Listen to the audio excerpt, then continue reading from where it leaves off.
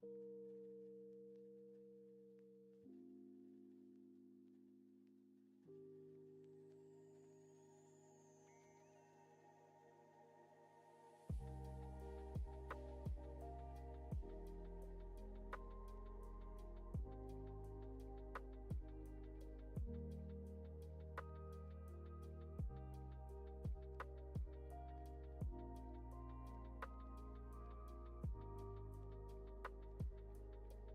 believe, every day's a good day when you.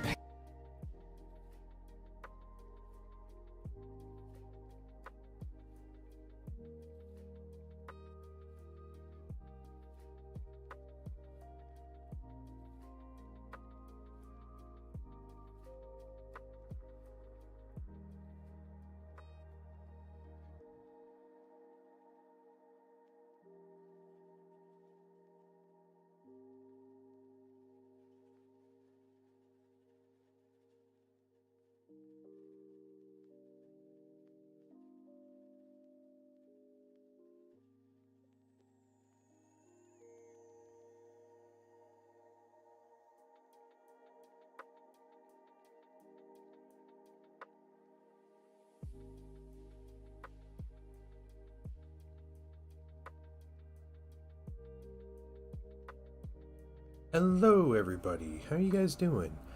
Deadshot, thank you so much for the sub. And yes, you're getting closer to a year. Is that what you're going for, dude? I can't believe it. Thank you so much, Deadshot. Welcome in, and Gosu also welcome in. Good evening, everybody. Guys, fun announcement. Alright, this might sound crazy, but so far, my stream tonight has had zero, counted zero, dropped frames. That might sound ridiculous, but with my previous ISP that I just replaced not even an hour ago, I averaged about 30% dropped frames on a stream because because that's what we did. Zero dropped frames.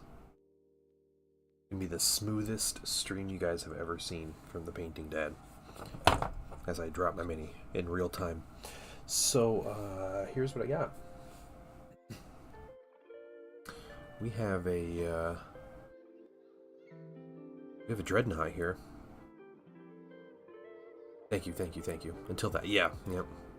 Just gonna break all my minis. So yeah, I want to work on this Dreadnought tonight. That's what I'm gonna do. So I hope you guys are cool with this. But we're gonna get to painting. See, it's been for a few hours this morning. 2 more of those 8mm Dark Knights. That's awesome. It's looking all to contemporary. Yeah, basically, yeah. That's a big compliment, actually, for these guys. So we're gonna just start with our rich gold, and we're just gonna move around and put a couple coats of this across the mini.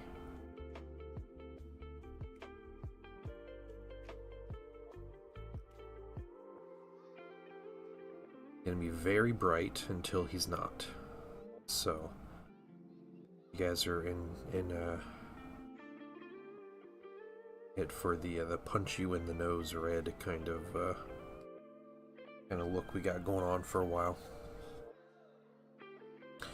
Yeah, so funny enough, Gosu, this mini mirrors, if you look up the old Forge World Thousand Suns Contemptor, it shares a lot of design elements with this STL. So this mini is a plastic mini with upgrade pieces. So I printed out some parts that were just, so happened to fit right where I wanted them to.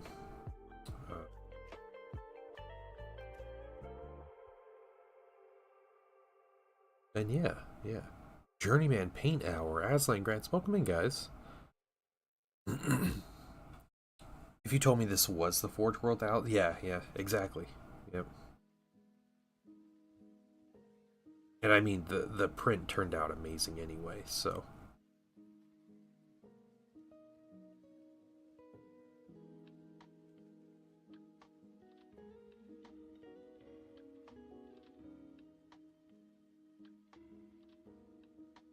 I printed this guy and then a bunch of upgrade parts so I could add stuff to my command squad that I painted, and they all turned out amazing, so pretty excited. Camera looks a little too red, honestly, as goofy as that sounds, but built some bolt action Germans and a couple Imperialis fire wrap. That sounds awesome, Deadshot. What a great hobby day. That's awesome. Getting a lot of red today, too. Started working both Scarbrand and 10 bloodletters. Nice, nice. Tomahawk, welcome in. Excuse me. Oh, what am I painting? I'm thinking I'm going to do red and black on here, but this gold is going to take a bit of time, so figure it out as we go.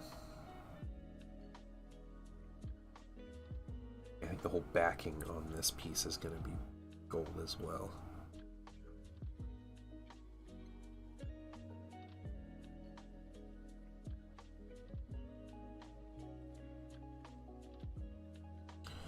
So, I kid you not, this evening.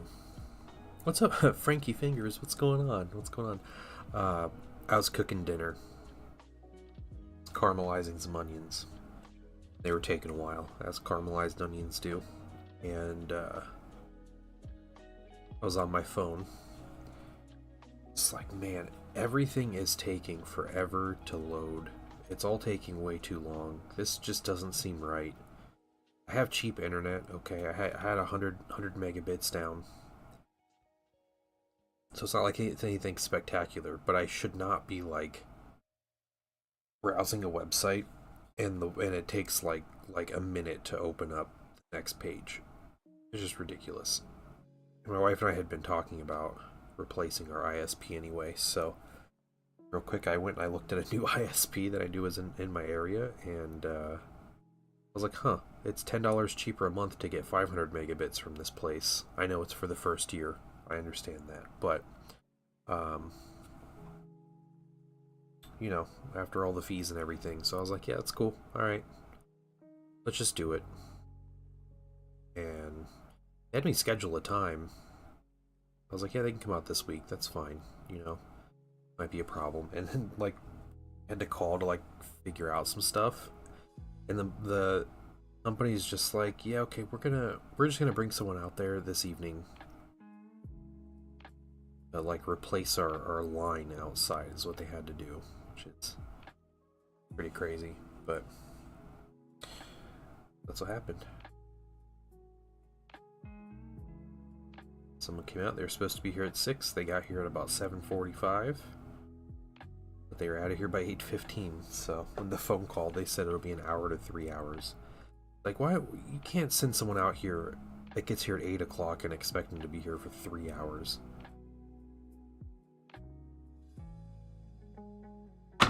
That'd be ridiculous. But new internet. Yes, I'm excited about it. Peace Slayer, what's going on, man? How's your weekend been? I wanted to get home. Totally cool with that. Guys, we got an exciting week. I got a fun Patreon announcement. A cool new thing I'm doing. Excuse me. I'll go ahead and tell you guys. You guys will get the first word on it. Aside from actual Patreon members, I already heard about this. But if you're a paid member of the Patreon, you have this cool ability to sync your Discord account with your Patreon account. And if you do that, you get things like, you know, you get like a title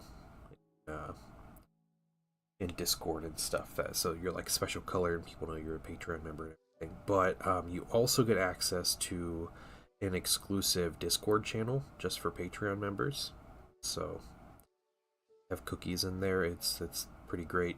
Um, but I don't know. It's via Patreon. Go into like your account settings, and I think you can link it. So what I am going to be doing is once a week, I am going to be doing exclusive stream. I'll call it a stream with Patreon members, and we are going to be doing it in Discord. And it is going to be, I'm just going to be like screen sharing, basically. Like streaming in a voice chat that only Discord members can access. And you guys can all come hang out and talk with me. Like come into the voice channel and talk with me in the voice channel. We can do a little hangout once a week. So, if that's something that interests you guys, then that is available. We're gonna try our first one of these bonus Patreon hangouts tomorrow. I'm trying to do a Monday, like Monday afternoon.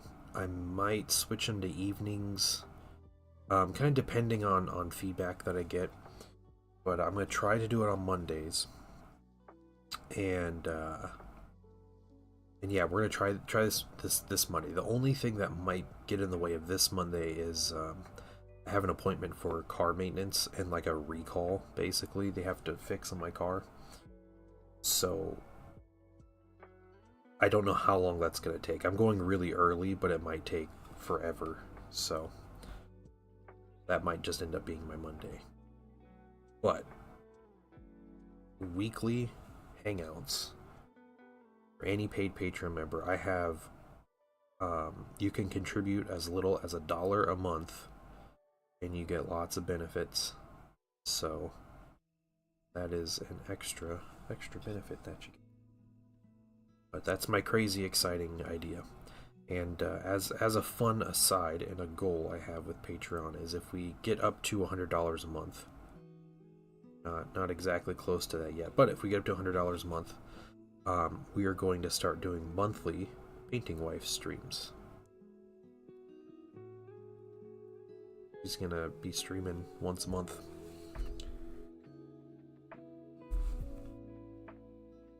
With me, of course.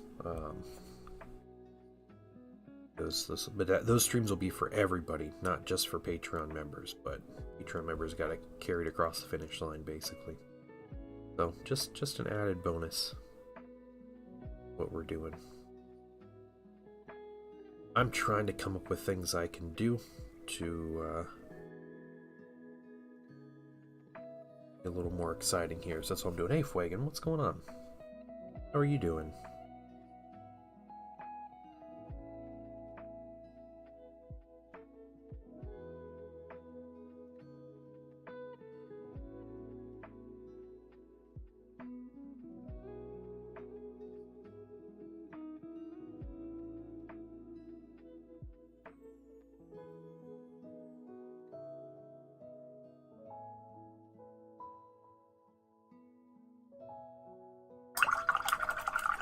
We are getting gold details down on this guy.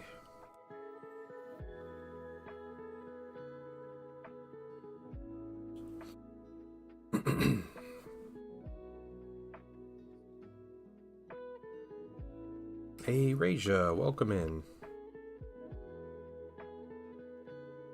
How are you doing?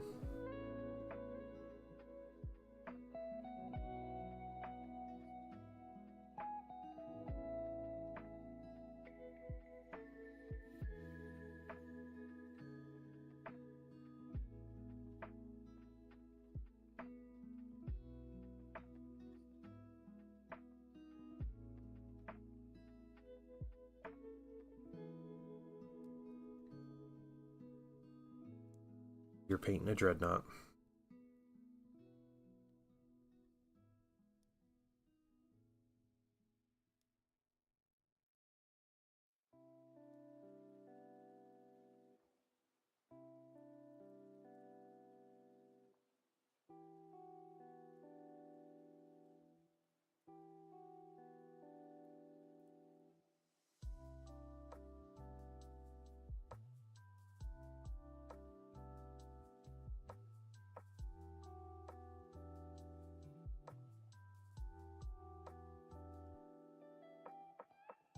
Okay.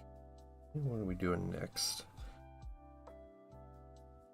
I'm gonna paint that silver anyway, so I don't need to worry about the mistake.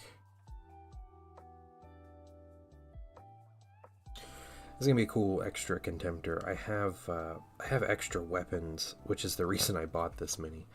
Was just to get some extra weapons for him, but I still haven't primed the weapons. They're all assembled. I need to go through and paint those soon as well.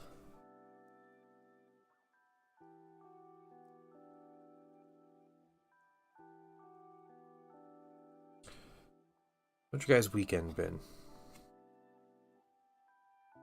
Hope it's been great for everybody.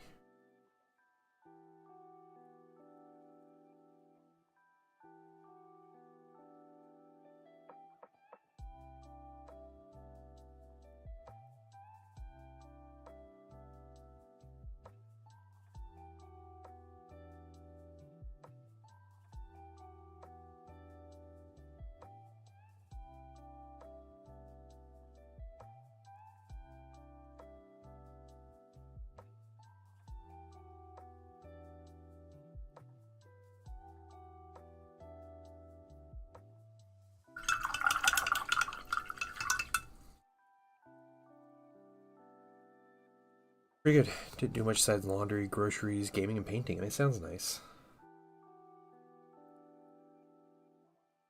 I got a couple things organized. I ran a 3D print. While I wasn't happy with the result of the print, I was happy I found out, what it was. I have some ideas. I already have ideas for my 12-hour stream, guys. First actual session of Wrath and Glory. What is Wrath and Glory? Do that instead of D&D this season. Oh, cool. Alright, so another RPG. What's, like, the setting of it?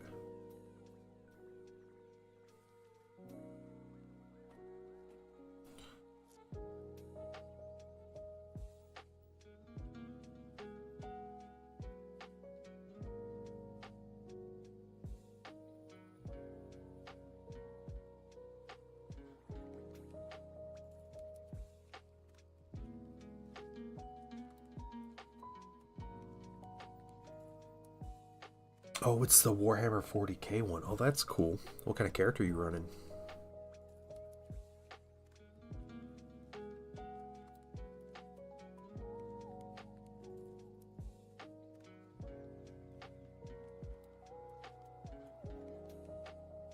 Glad I don't have multiple of these minis to paint right now. There's a lot of trim. Not bad to paint on one mini, but being on a lot of minis would be exhausting.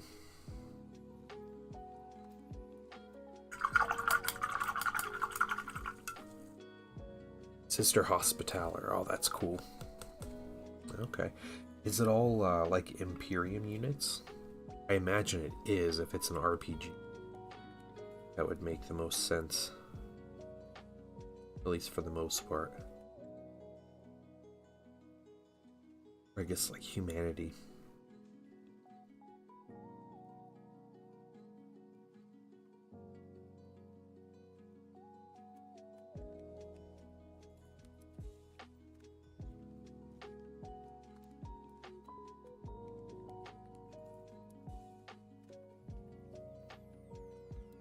I can't believe I have 0 dropped frames. That's crazy. Been living in the Stone Age this whole time. My whole job is being on the internet. Didn't even know. All sorts. Oh, that's cool. Okay. Very cool.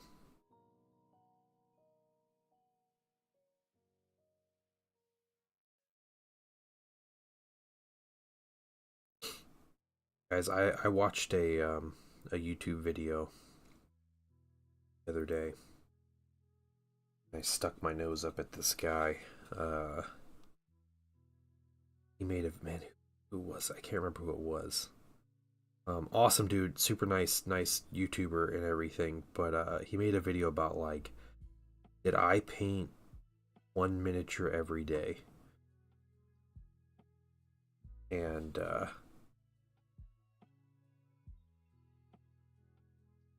he shows off all the minis he painted last year, and it was like 366 miniatures, and he made his goal. And he shows off, he's like, as you'll see, all of them are, you know, small, like infantry, like 25 millimeter or smaller or whatever. And he's going through it. It's like, man, it's like I did that, but I painted a whole bunch of tanks, and I painted 2 Primarchs last year. You know, monsters. I painted, yeah, just all kinds of stuff. I painted 366 last week. That's an exaggeration, Ghost Sue. Now, last month, on the other hand. Yes. It's clean. It's cold. Now that's what I call high quality H2O. Oh, yes, absolutely. I'll take a drink of water.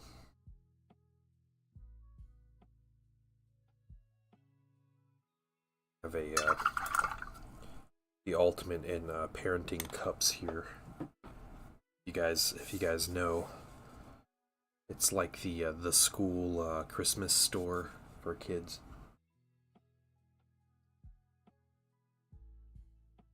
And my son got me this. This is his Christmas gift. He got me. It's a coffee cup, so it has like a lid to it. But I don't go anywhere with my coffee, so I use it as a water cup today. A lot of water, so.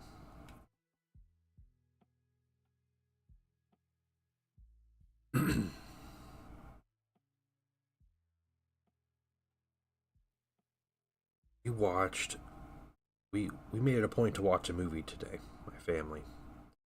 We watched Rogue One, because my son has been on a bit of a Star Wars kick, which is cool. Totally cool with that. It's like, man, it's been a while since I watched Rogue One. I know Rogue One is my favorite Star Wars movie.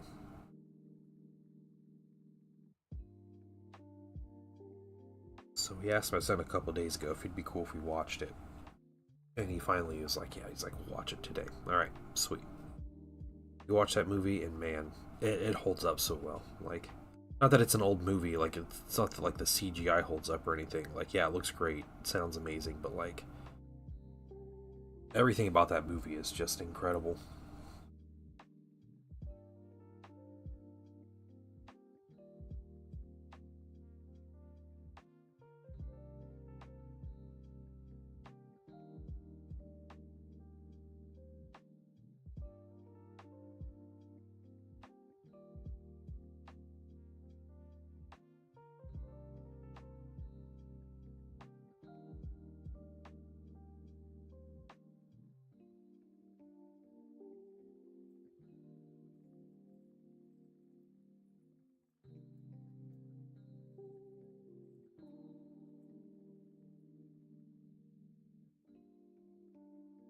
Spacecraft made that weren't even around for A New Hope. What, the one? Is that, or, okay.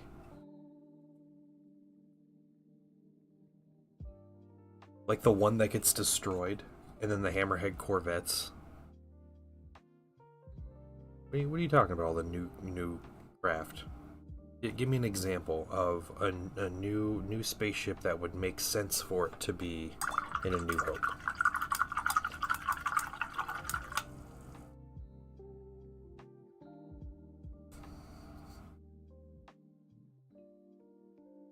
Because I'm gonna fight over this movie, Obarion. I hope you're ready, dude.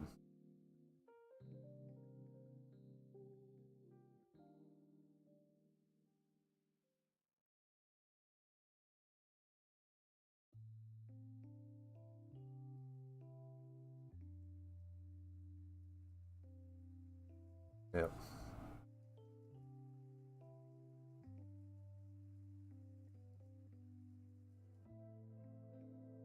The troop carriers and a freighter. They fly a freighter in the movie. Why would they need troop carriers? Who uses troop carriers in the movie?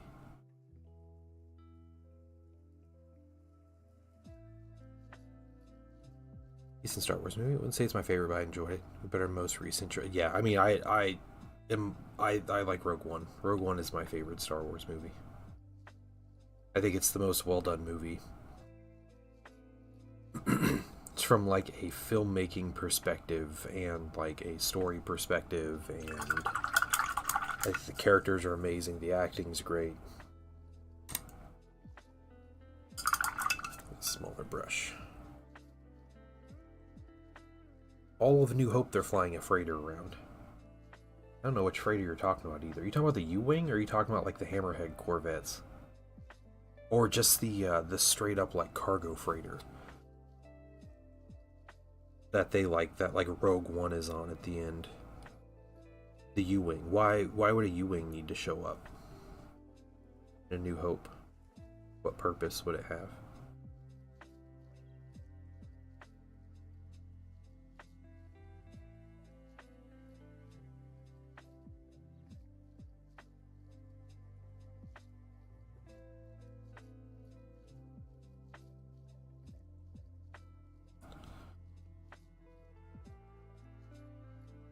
We're into the faceplate white. Part of the universe? Yeah, that's fine.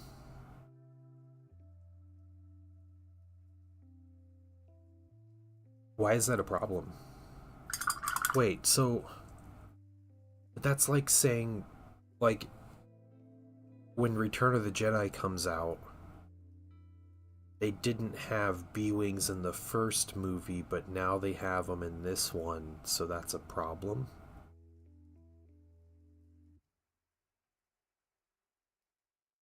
Like, they don't have to show every spaceship in every movie, right? What's up, Blue? How you doing? How you doing? No, B-Wing was already developed. Same with the A-Wings. That's a whole other one, too. Like, A-Wings were in more use in the Rebellion at the time than X-Wings. So, yeah, Star Wars does. Yeah, I mean, I love ship designs in Star Wars. Very few misses.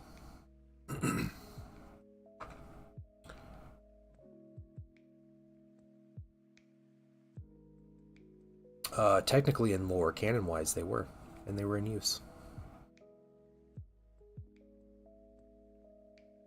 Again, though, it like does every spaceship need to show up in every movie, or they don't exist? Is that like how it works, or what? Like, their blaster designs you see in Rogue One that you don't see in A New Hope, but does that mean that they're not okay to be in the movie? Let's get some silver out. Let's do our silver. Because, like, I'm pretty sure the blaster that Cassian Andor uses through the movie with, like, its sniper configuration and everything was not used in Episode 4. Does that mean it's not okay to have?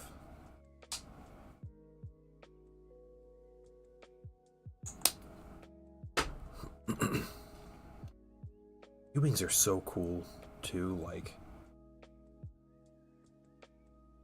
for a movie that's like Space Vietnam, you know, like, it works perfect.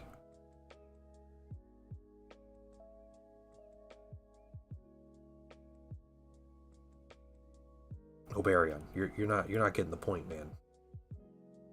There are 200 different blaster designs in that movie. Like, every rebel has a different blaster, and you see rebels in like 3 or 4 different scenes, like entire battles. Like, it's, you know, if those designs didn't exist before. Yeah, different. Yeah, definitely different. Cells have different stuff. Yeah. I do think it was like after Yavin, I think the Rebel Alliance was like became more organized, definitely more unified.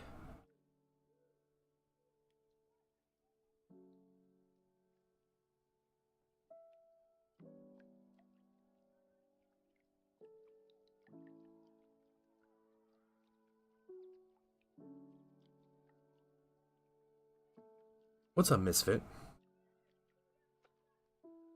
You disappointed if there weren't different ships in the different movies? Yeah, exactly. Yeah, that's honestly my biggest letdown from Episode 7 is that there's no new like ships in it. there's like there's a freighter and then there's a redesigned like X-wing, but in the end it's X-wings versus TIE fighters in the final battle, and like that's super boring.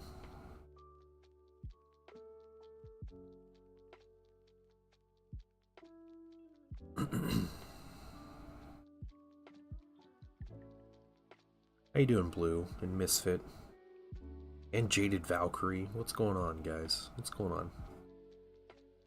Yeah, I was talking about how I watched Rogue One first time in a while and was reminded of why it's my favorite Star Wars movie. So good.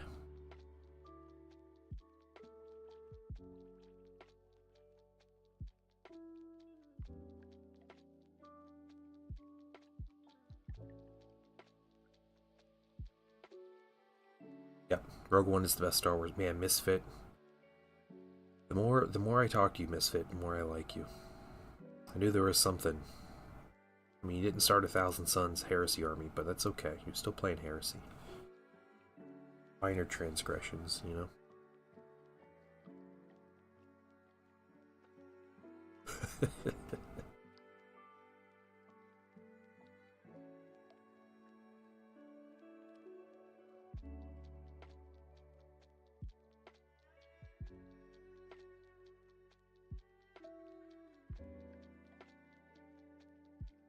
Hey, Soul Paint Pop. What's going on, man? What's going on? I'm doing great, Jaded Valkyrie. How are you doing? Living a huge weekend with great people, but I'm ready to tinker with my Shapes 2 factory. What is that? What? Or is that like an emote thing? I don't know. I don't know. Yeah, dude, some peace and quiet.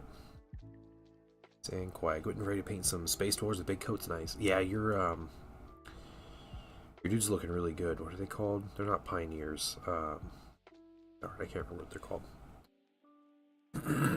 Excuse me.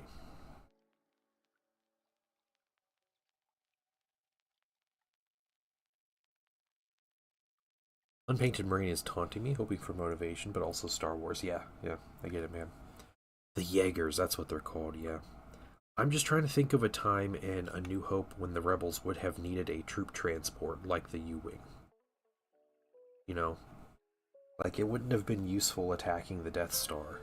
And that's really the only time we see the Rebels in, you know, like any like actual capacity after the Tantive 4. So like maybe they were holding the U-Wings back.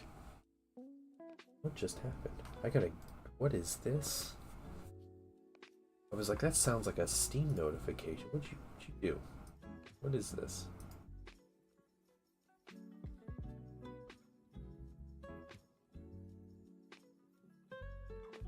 Don't put that evil on me. Don't put that evil on me, dude. You can't gift me a factory game and expect me to go on just living my life. That's not how this works. I can see having them feasibly as background ships in the Hoth evacuation. Yeah, that'd be cool. That'd be cool. I agree. He does have it out for me. Yeah. They got their hands on different cells and steel and acquire different ships. Yeah, the show Star Wars Rebels, fantastic show by the way, hits on that really hard. That's like a big part of that show. Like, already tweeted it. Yeah. It's like the different rebel, like the rebels in the show don't even know they're part of a greater rebellion until like the end of season 1. Like, they're just dudes going on missions to like feed themselves and to stop the Empire from doing stuff. And then you start getting bigger picture stuff at the end of season 1. And then, you know, there's things like their flagship just straight up gets destroyed. And so they make it a point to like steal a new one. Yeah, Rebels is really good. Yeah. Man, Valkyrie, you're fitting well here. I like the cut of your jib.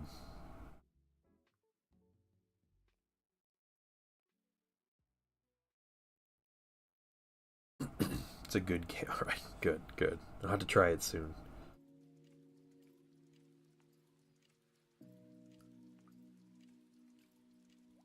I don't remember everything I paint silver in here, so I'm going to paint what I know, and I'm going to go look at my other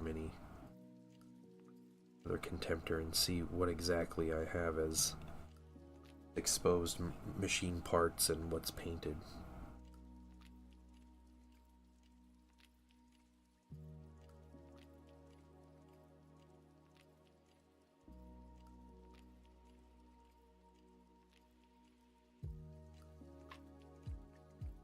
So guys, I do have to say, all right, the gentleman that came and installed, placed our lines and everything, and I got a new modem. It was a free modem, but he's like, okay, we'll explain. The guy is Russian. He's very Russian. And I heard his accent at first, and I was like, okay. I was like, I know. Okay, this guy sounds Russian. His name was very Russian. And I'm just gonna assume he's Russian. What's up, Groovy? How you doing? He was very nice. The man was quick. He did his work and got out of there. I imagine he just wanted to go home.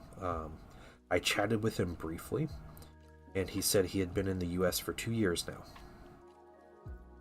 And I was like, man, okay, so either yeah, Shengon on Sunday night. Yeah, his name was Vitaly.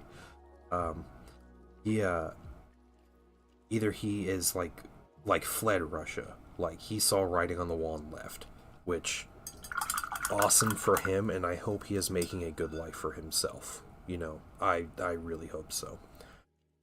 Or he's over here as a spy and he just bugged my house and I'm going to be assassinated this week. I don't think there's anything in between. It has to be one or the other. So yeah, like he gave me this modem and he's like switching cords out, and I'm like, this man is he's bugging my house. He's rigging it to explode. I don't know, man. Like, I should never have gone in with the Russian mafia. You know, that kind of stuff. You know, those thoughts just pop up.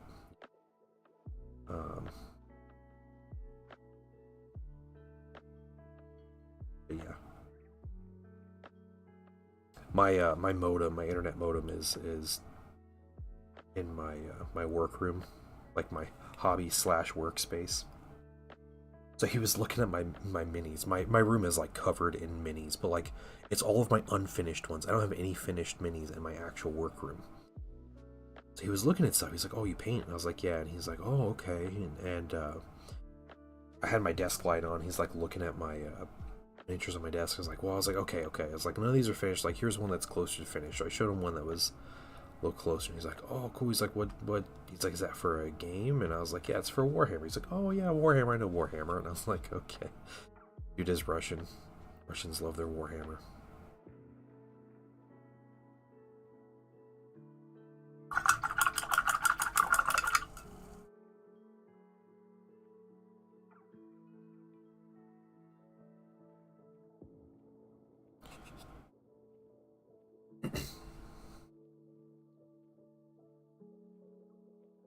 Planning on heisting the minis. Yeah, it's like an Ocean's 11 thing. Like a Russian Ocean's 11. Jaded Valkyrie, I think you got it, man. I'm gonna wake up and all the minis are gonna be gone, and it's gonna be like, yeah, just like the most ridiculous situation. I just picture everybody like eating, and like everybody's like the coolest dude in the room, and Vitaly is like just another one of the guys, you know, in the group, infiltrator guy that's gotta get in and plant the bugs. 40k is expensive. That's incredible. Alright, that's my new headcanon. I'm about to get Ocean's 11, guys. What's gonna happen? It's amazing. Okay, we need to get these things. Yeah, ship it. Yeah, you're the shipment guy. Is that what this is?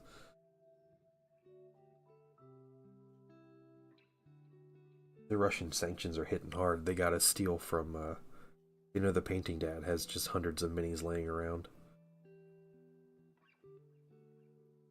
This is Target. Ah.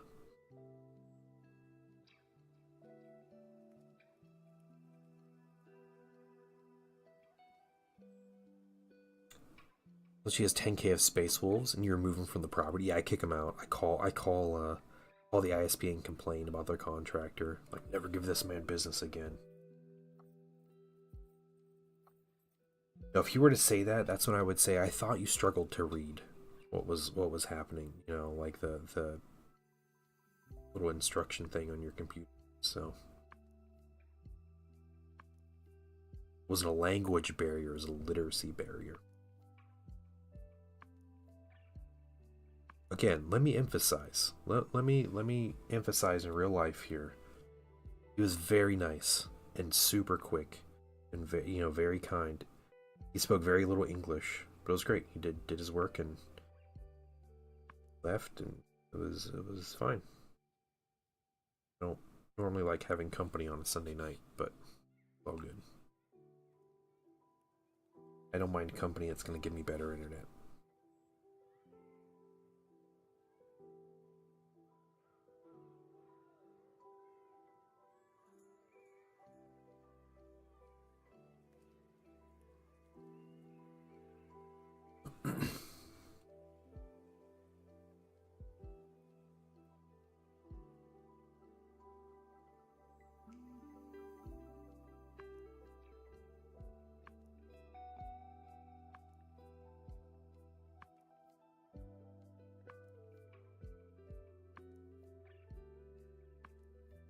Sounds like a lot of you guys had some very, very hobby-filled weekends. I think that's great. Doing some stuff. I printed a tank. The print turned out amazing, and I feel bad because I don't like the tank. So, I told the painting son he can paint it. He is super excited to paint the tank, so he's gonna have a new tank. I worked at a call center. The Russian immigrants were some of the nicest. Not sure why. Always went to management. They were nice about it. Don't know why, huh? No, Painting Son has had a couple tanks before. I gave him some old historical tanks that I had. Just when I was like, what do you want to paint? Just take this, and it was just like a tank. I was like, never gonna paint. But yeah, I told him he can practice his washes and dry brushing on it. We'll see if he decides to do that or not. What's up, Raptor? Good morning to you.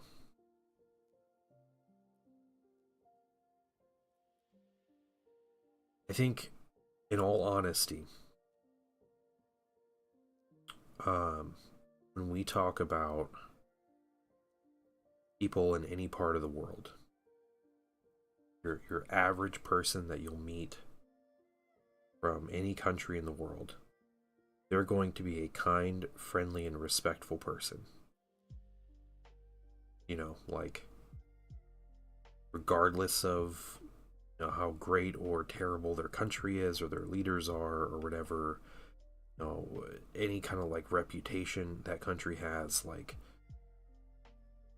most people, and I'm sure your average person, is someone who all they care, all they want to do, they just want to earn their living, provide for their family, go home, be able to rest, enjoy their life. Will know how to be respectful of other people.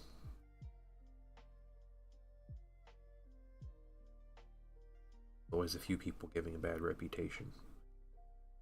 So there are very, very, very few people I feel like I've met from other countries that I would say were not like kind and like overly respectful. I say that as an American who has never left my country. I've never seen people in their own environment, but here.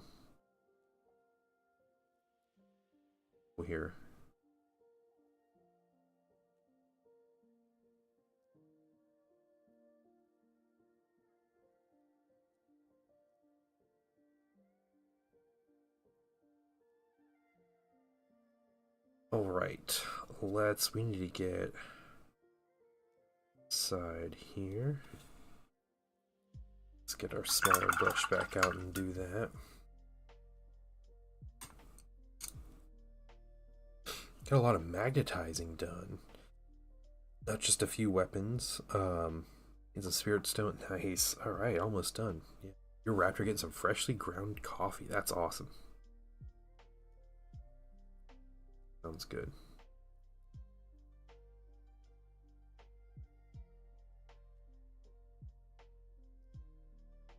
Step above pretty much everyone else in terms of how nice they are. Yeah. Yeah. A lot of immigrants. When I was at my last command in the Navy, there were nurses from Vietnam, Philippines, Africa. All of them were nicer than U.S. workers. Yeah, yeah.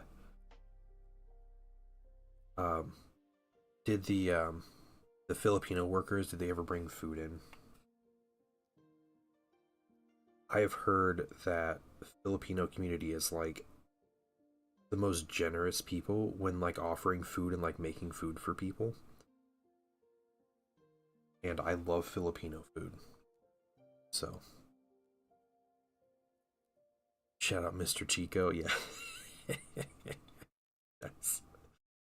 That's great.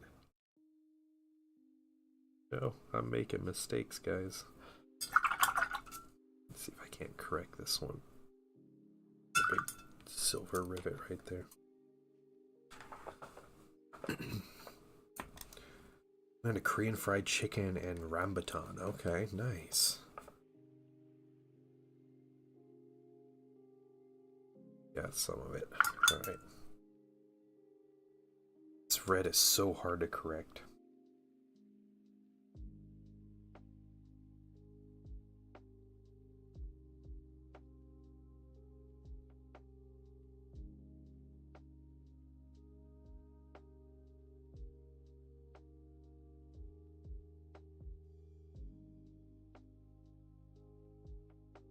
My friend when I was in college who was from India. His mom would make food every weekend. He'd bring it in for everybody to eat. It was very well made food. I felt bad because it was covered in cilantro every single time. So much cilantro. And I am one of those people who is cursed with the genetics of the cilantro tastes like dish soap. So I can't eat cilantro. Yeah. So you'd be like, oh yeah, it's really good. Just like, yeah.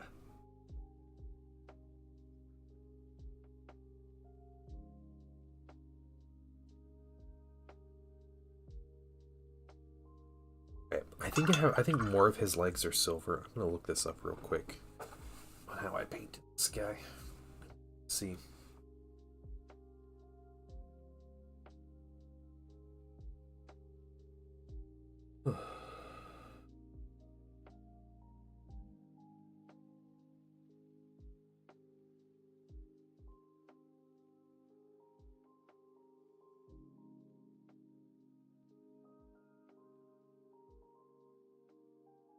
Big pictures. You know what? This guy took it's on Instagram. This is why I put pictures on Instagram. So I got my minis. Or has to. Yeah. My wife doesn't. She's allergic to everything else. But cilantro doesn't mess with her. Go, Mr. Dren. Oh yeah, that is all silver. Okay. Alright. I was playing it a little too safe. But we're almost done with the silver. Okay. That's all. So let's get a bigger brush then. This whole thing.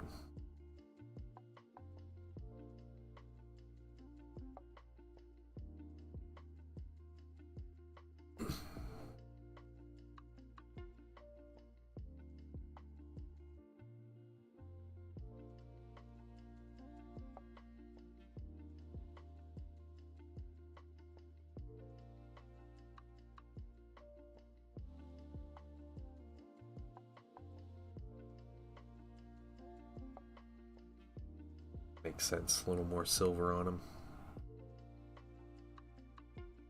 Just wanted to be safe because I didn't know.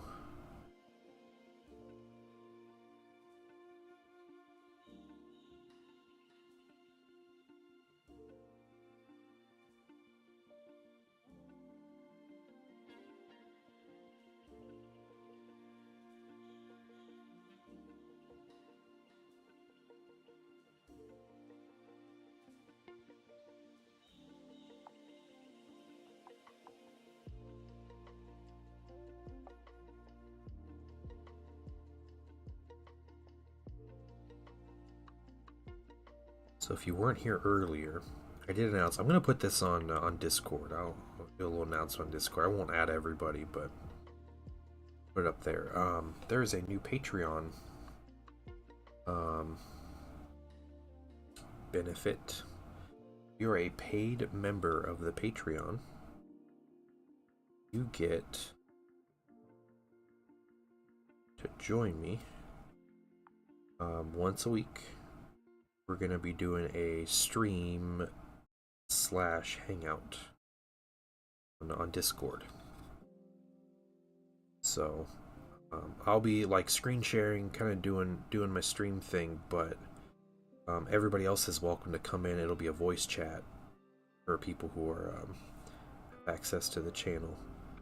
They'll get to hang out and actually talk, have a conversation. So we'll see how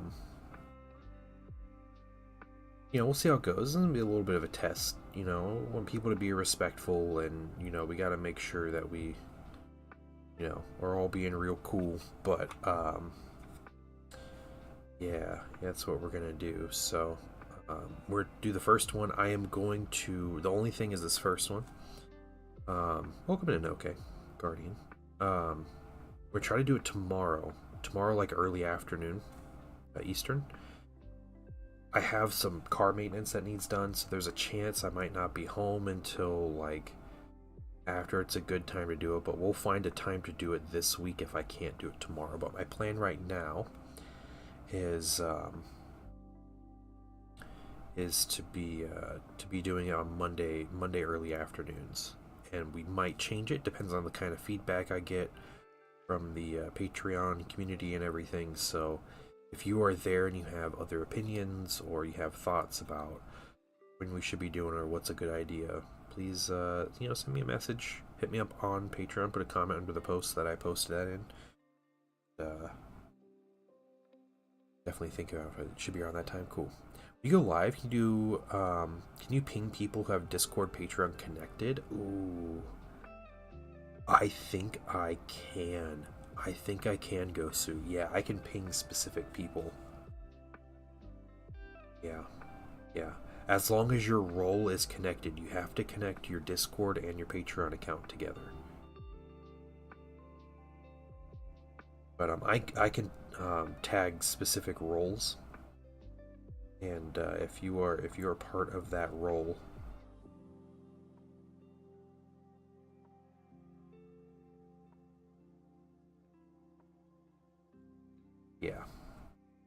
Yeah, go. So your name should be a different color now that you connected your Patreon account.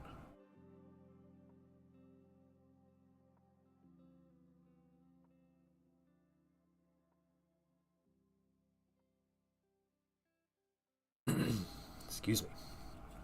And we're getting this under part here. Yeah, I might let you know, Blue.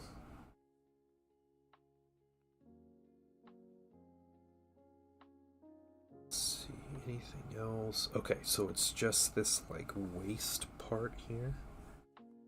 Smaller brush and do this waist. Not doing too bad though on this whole thing is silver. Yeah, I did do the whole thing silver. Okay. No, I understand. Yeah.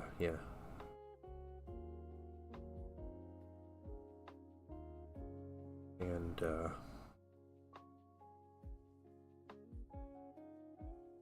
yeah, a very hearty, please don't ruin this for the group. I think if anyone who cares or is, you know, involved enough to contribute to Patreon, I think they kind of understand what my vibe is, that we want to kind of keep it that way. So, but yeah, I might need some modding.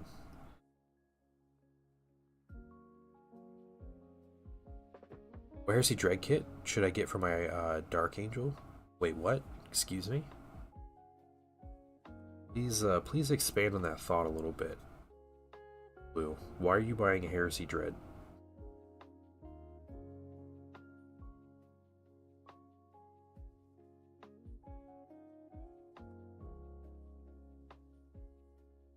Okay. Okay. That's what they all say. That's what Zendral said, and now he's collecting 30k. So, excuse me. Leviathan Dreadnought, I think, is the only right answer if you want something cool and excuse me, like very Heresy, but like unique and like just an amazing kit. Oh, the Leviathan's so good, and yep, all the good dreads are in 30k. And in a pinch, Crucial Blue, you could run the Leviathan Dreadnought as a Redemptor. It is the same size. But man, does it look way cooler.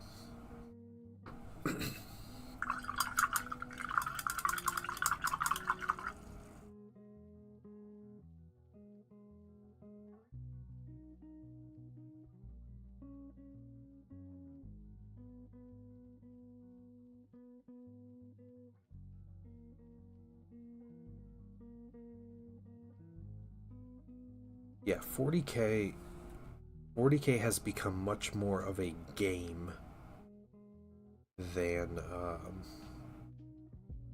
like a hobby. Yes, like 30 or 40k itself. Excuse me. Yeah, it just feels very gamey.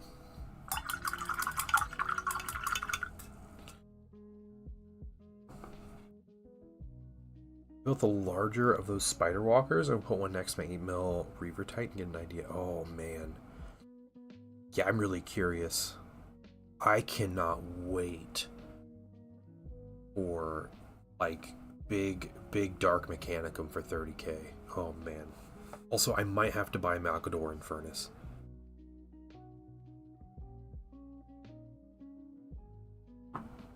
You know, Misfit, I would tend to agree that a lot of the like flavor and like loreful interesting things have kind of been stripped away. Yeah, I'm super excited about that, Gosu. Super excited. I'm waiting to see the price tomorrow. I will say though, Misfit, the Guard Codex does have some pretty interesting detachments. They seem pretty cool. I've read through them a couple times and they've grown on me. You have to make it yourself. Yeah, I mean, yeah, sure. It's just everything's like so generic, but then also there's like so few options, right? It's kind of like what happens, I guess. It's like, yeah, you can do, you know, your Space Marine, you have like your Firestorm detachment. You're like, oh cool, that's Salamanders. It was like, no, it's not Salamanders. In fact, Salamanders have like 1.5 characters you can take, and there's like very little to go with it. I honestly didn't. Like, I can see the problem with people who paint their Marines as Ultramarines, but then they run them as Iron Hands because Iron Hands rules are the best. However, I think even at this point, people still call the detachments like by their like lore name. You know, the Siege detachment's gonna be the Krieg detachment. Their Recon detachment's gonna be the Catachin detachment or the Tallarn detachment or whatever. But there's something nice about a more generic rule set. I just wish they were like like more like mix and match with the rules or something would be cool. I don't know. You can do a lot more flavor with the rules. I think of like this is how it was in like 4th edition, I think, Imperial Guard, but um, also like the 30k like militia, where you could pick the provinces, and you pick 2 of them, the provinces, and they kind of guide what kind of works in your army and everything, and that's really cool.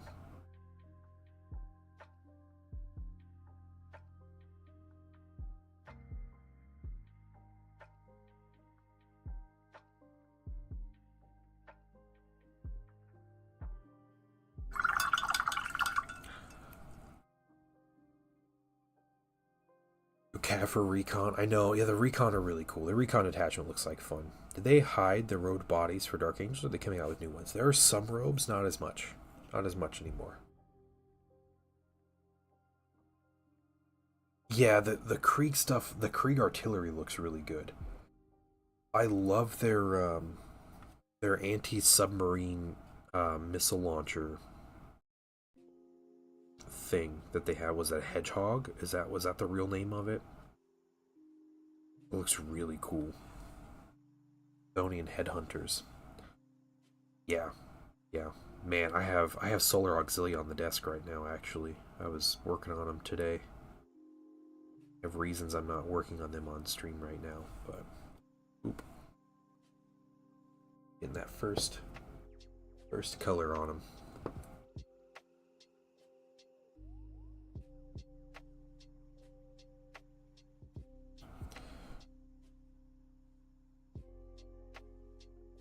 That makes me sad. Oh, the robed bodies. Yeah. I had that kit, that Dark Angels veteran kit from back in the day. It was an amazing kit. I used it on my own Space Marine chapter.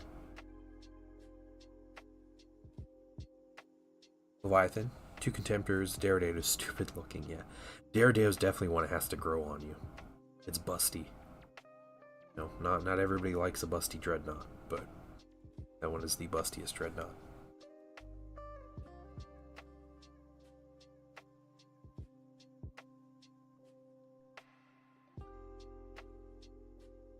Yeah, if you have 2 Contemptors already, then there's no point in getting a 3rd one.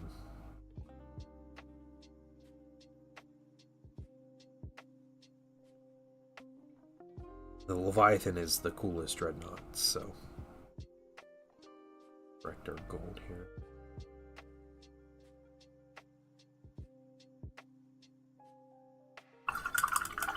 These kits from under the impression the old list isn't exactly worth much. No, it's not. It's not. Yeah, the old relic dreadnoughts were good. I do want a couple old dreadnoughts.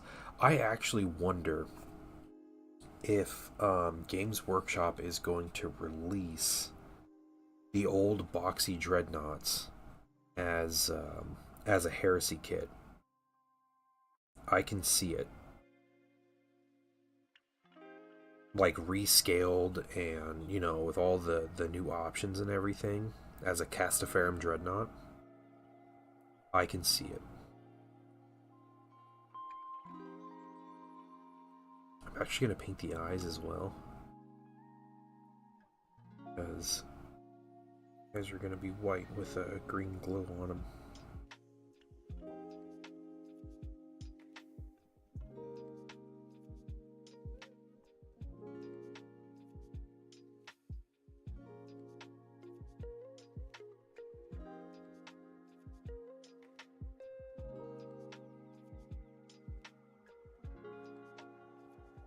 Oh no, no, I just slipped. Hold on. Ah, fix it. Fix it.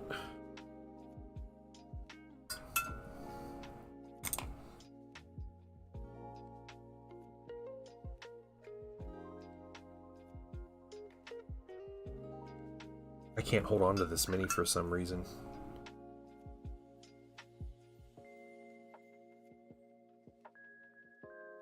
There we go.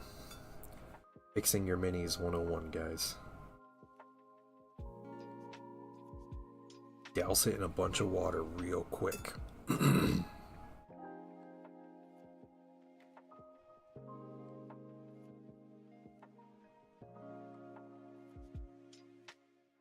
What about on the side here? We'll fix that.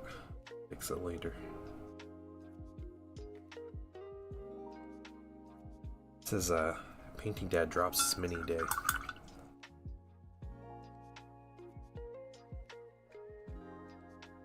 Just a video and show and tell. Yeah, you posting your Sigismund, dude? He's looking great.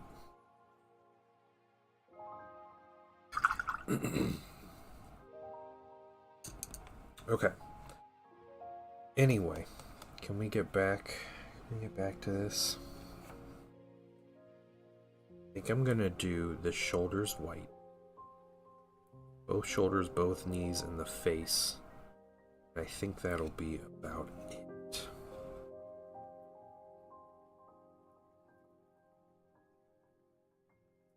Putting a nice thing. Look at this. Look how well this stuff covers, though. This is a bright neutral gray. This is just off of like a cool white. And this stuff is covering this paint in one coat. Insane how well this covers.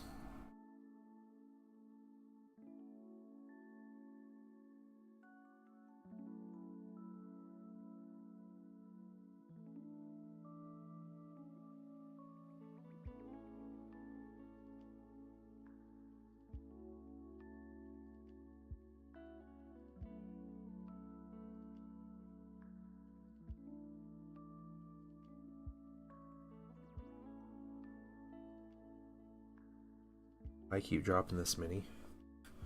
I have not a dumb mini stand. It's not a big mini. It doesn't need a mini stand.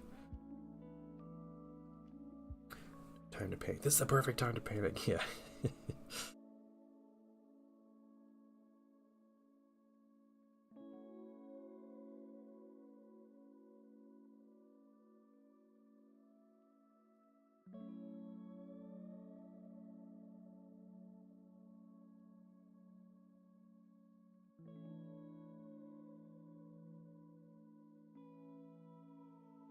Lovely Pro Acryl bright neutral gray.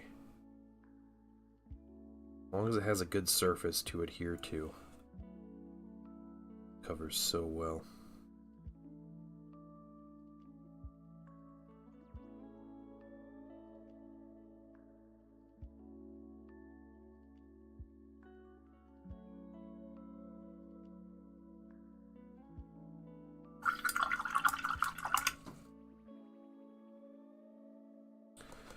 We're gonna get these little, there's like this little bead design here. We're gonna get that, paint that white as well. After we get this other shoulder. Listing a Lizardman army this week. Get funds freed up. Yeah.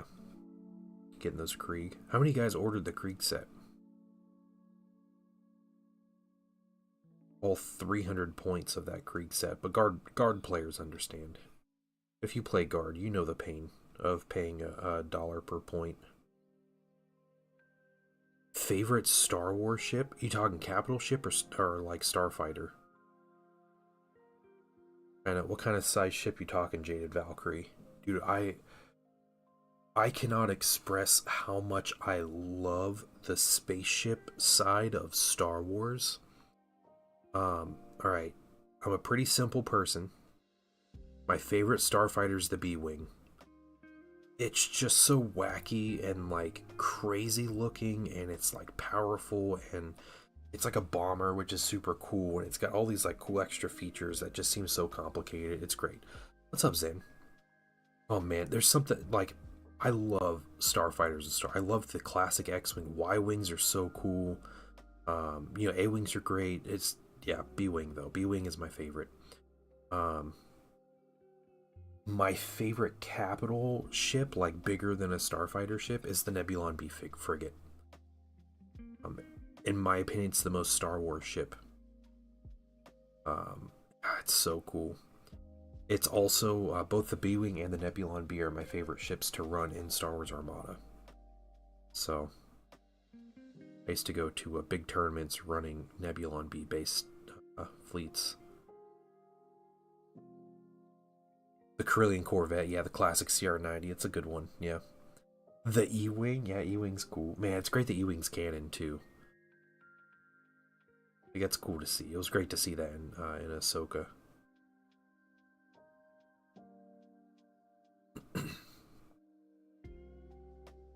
Yeah, the Kriegsman in that box for sure. Yeah, yeah.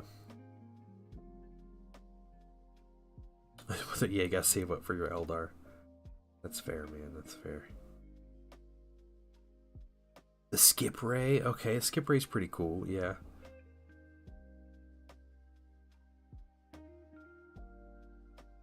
Pulling out like the deep lore. Skip Ray misfit, that's funny. The Star Wing, yeah, okay. You know what ship I always hated though? Like old like EU ship was the K Wing. That one always looked like it looked like a toy made into like a design. Like someone's like, man, we gotta sell a Star Wars toy. Like, oh look, cool, it's got like real firing missiles, you know, and everything, and they're just like strapping garbage onto the side of this thing. That's yeah. Gauntlet ship Bo-Katan has. Yeah, the gauntlet's great. Yeah, Mandalorian gauntlets. Oh, the interdictor. Yeah. Oh, interdictors are great too. I won a tournament in Star Wars Armada using an interdictor. And an ISD, but yeah, that's great. Good ship.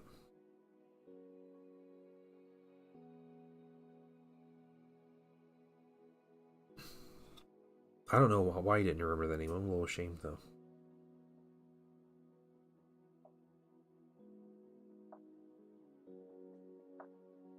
What about personal ships?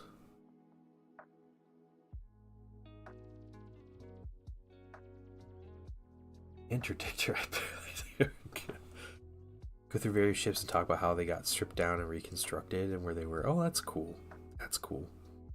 Rogue Shadow. Okay, this is gonna be real dumb, and I have a real dumb reason for liking this ship. Okay, all right. There's two ships.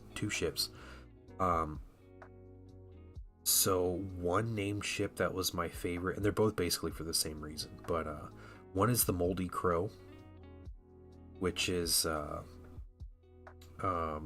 what Janor's and Kyle Katarn's ship, right, from Star Wars Jedi Knight, Jedi Outcast, and also Havoc. Yeah, it was called the Havoc. The H6 Scrug flown by Nim, which was from an old game. It was like Star Wars. Oh my goodness, like Starfighter, some weird game. Both of those ships were in Star Wars Armada, which is like the love of my life as far as a miniature game goes. And I used both. I love both those ships in the game. They're both just so cool and unique, and yeah, they like had my play style in mind with those ships. So.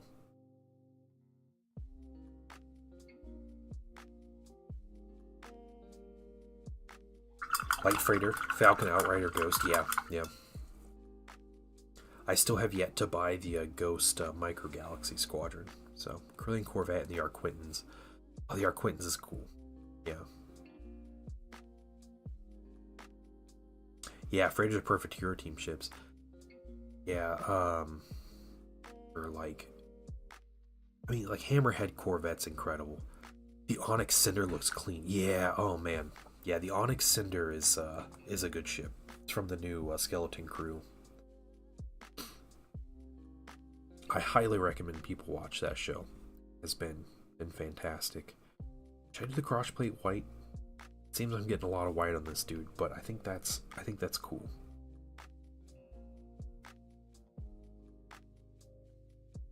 No, we keep it red. Red.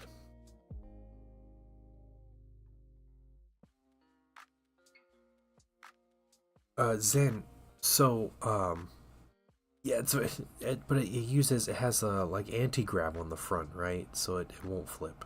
The Raider's great. Yeah, great FFG design. We play Star Wars Armada again.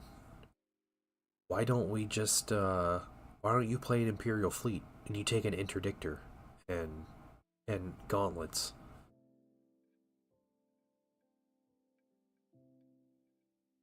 And Grand Admiral Thrawn with Thrawn's flagship, the Chimera. Just like do something ridiculous like that. And you can fight like not rebels, but we can make it like a rogue droid fleet or something.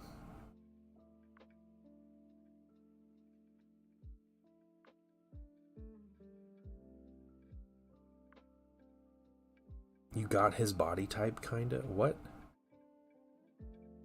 Consulars are cool. Yeah. The Radiant 7, yeah. Was the Radiant 7 specifically the one that was at the beginning of episode 1? Was that the Radiant 7?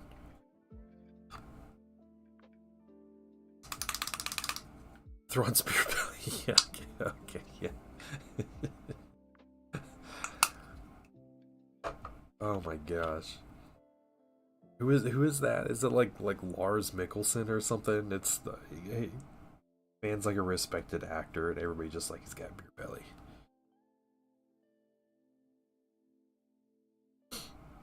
Dude's been stuck in another galaxy for 30 years.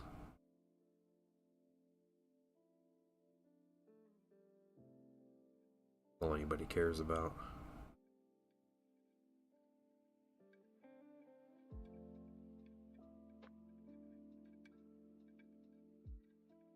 Yeah, the red one. Okay, all right. It has rules in Star Wars Armada, so I couldn't remember if that was the specific name of that one. Favorite CIS ship.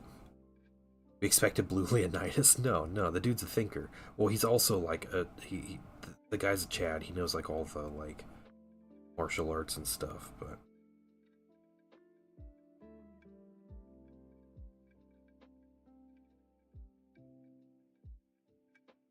Best droid ship. And why is it their Recussin?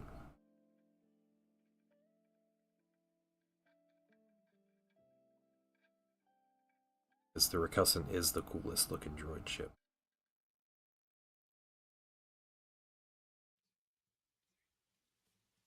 The ship that looks like it was made for droids.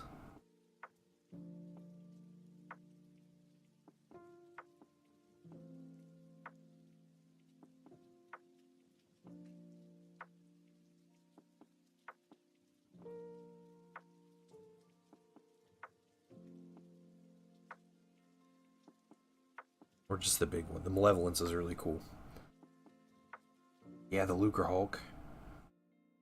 The Donut Man.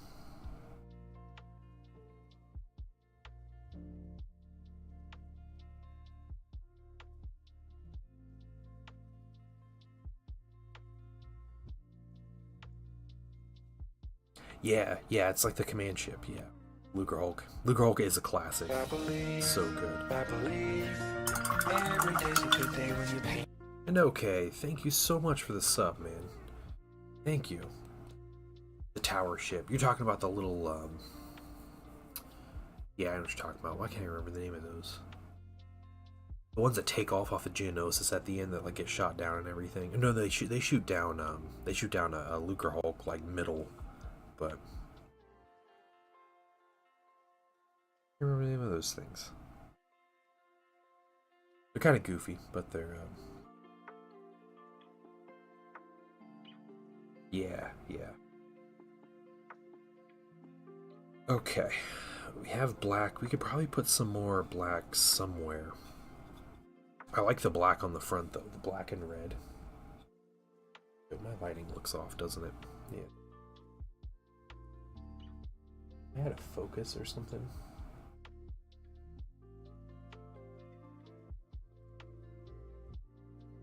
Focus weird. Tri-droids are great, yeah. Providences are awesome too, yeah. Oh, the Recussants look so cool. The Recussant looks like it has no space for real people on it, or like very little space, and so it's like, you know, this ship is just like completely controlled by droids. I always just imagine like really hyper specific droids that do like the work.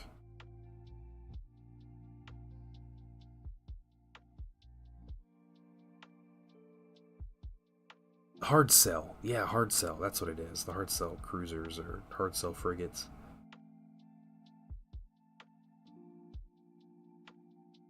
is that like it for base colors? I think that's about it for our base colors. I'm going to cheat a little bit on some of these colors, on the red specifically. The red it's a clear red over a metallic. Really hard to correct. So what I'm going to do, guys, is I'm going to cheat with this. I'm not going to do any touch-ups. So like right here, it's like a little bit of silver right there, or like up here, this whole thing. Not going to touch it. I'm going to treat it like everything else. And then at the end, when I weather this mini, I'm going to weather right over those spots. That's what I'm going to do. Munificent's really cool too, yeah.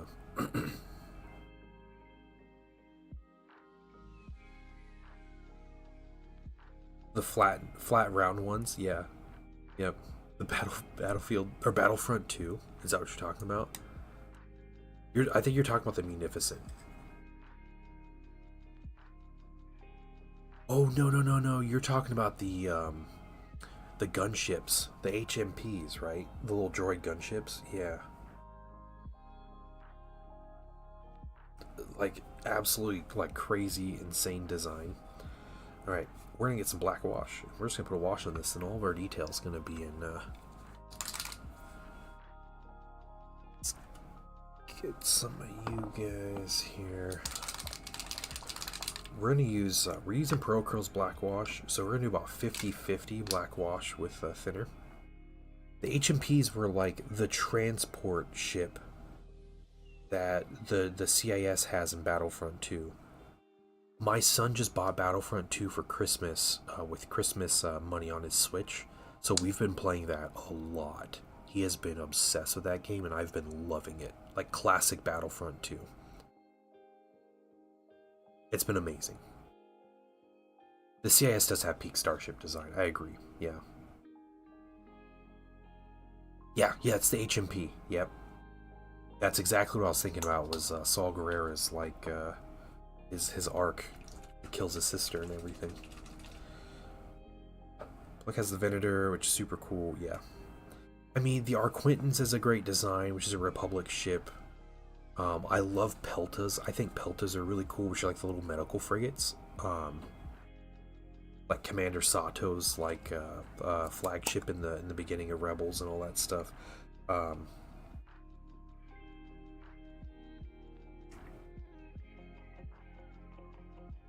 Yeah, Pelters are great.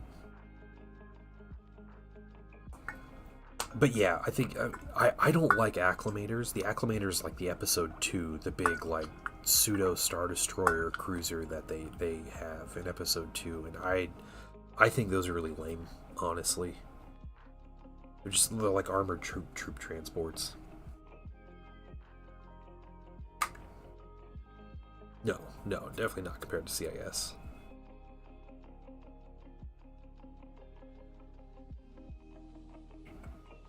Okay, let's get some wash on this bad boy. This lid does not want to close. There we go. Alright, big brush. Very big brush. Ooh, biggest nasty brush I got here. Victories are cool. That's right, yeah, Victories Republic design. I wish we'd see those somewhere in like canon. Like that'd be cool, just to get that a little bit. We have one of each of CIS. Yeah. I acquired a lot more CIS stuff recently. Well, a lot more Republic and CIS. So I have 3 Venators now, and 2 each of the big CIS ships. Yeah.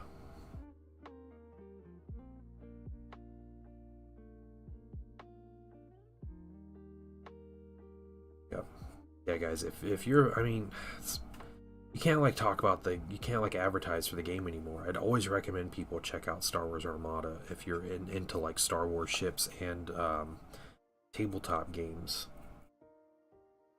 It's honestly like my favorite game I've ever played.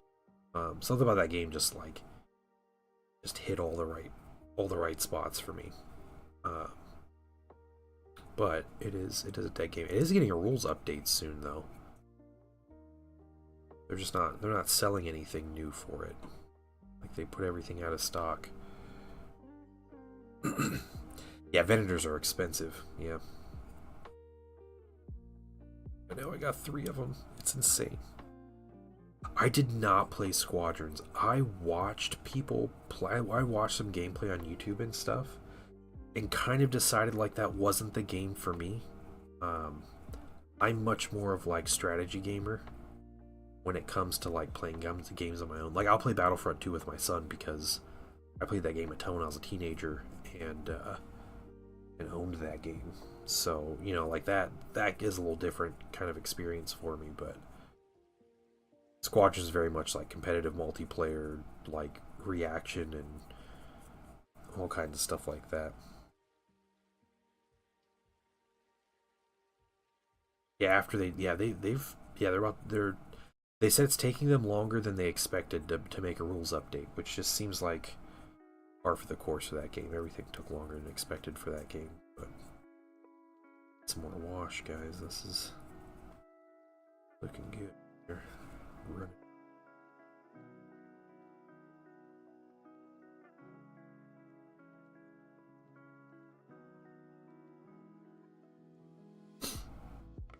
Bunch of other Republic ships, but no Venators, really.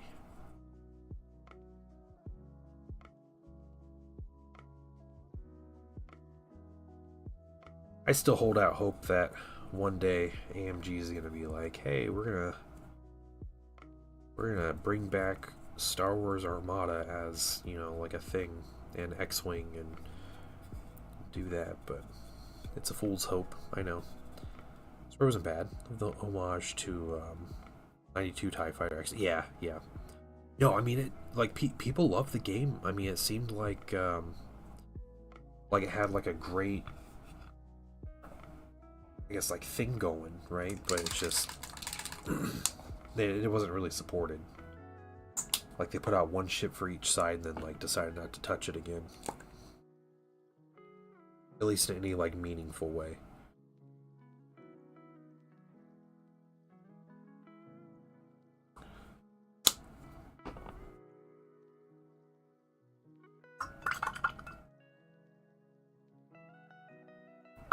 I can see it's like a cool novelty thing. Like, you know, the story is great and all, but like, it never seemed like they did much with multiplayer for it either. It was epic as Merrick Steele's story. That's true. Yeah. I don't know much about his story, but I knew who Merrick Steele is. So I feel good about being someone who knows who Merrick Steele is.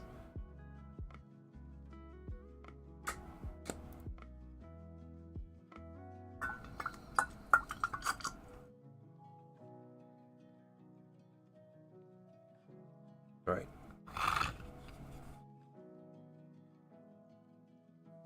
And my ratios right here.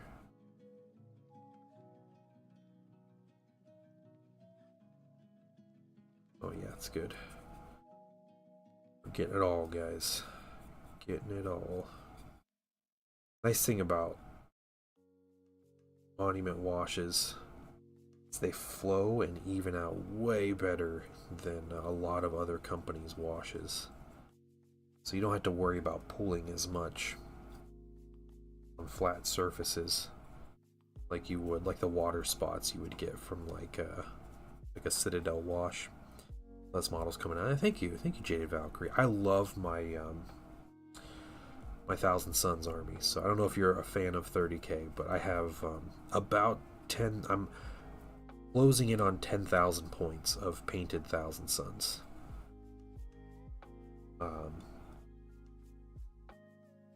Mainly plastics, but I've got a lot of like stuff I've printed as well. You know, like upgrades and things that like aren't available or like really hard to get a hold of.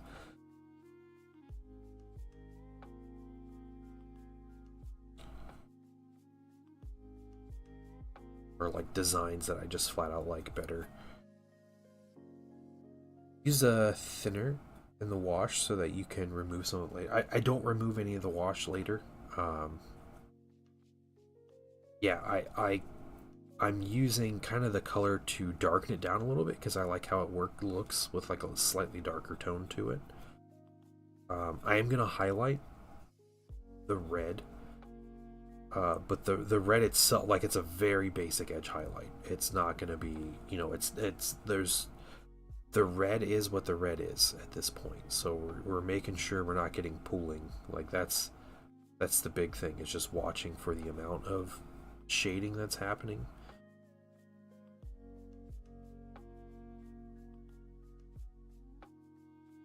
But yeah, that's it. So big first step. Yeah, I forgot how quick this thing is to paint. I painted a couple contemptors.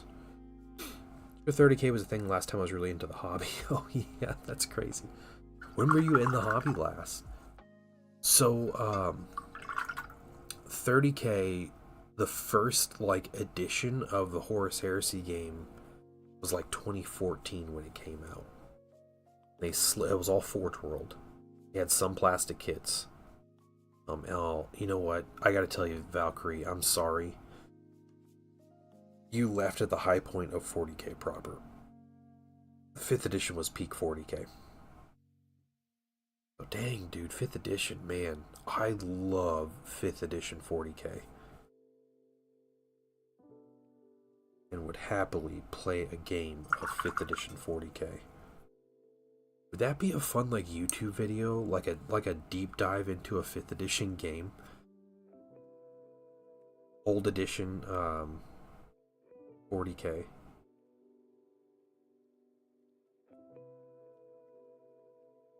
Just taking a damp brush and picking out some of the worst pooling here. 4th edition codex, but I made it work. It's a ton of fun. What army?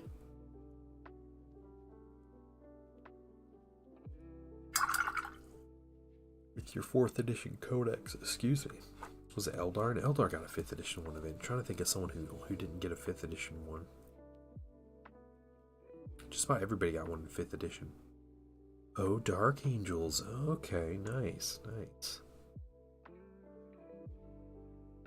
So, here's what I'll tell you. I will be completely honest and tell you that I am a bit biased toward 30k. I do like 40k.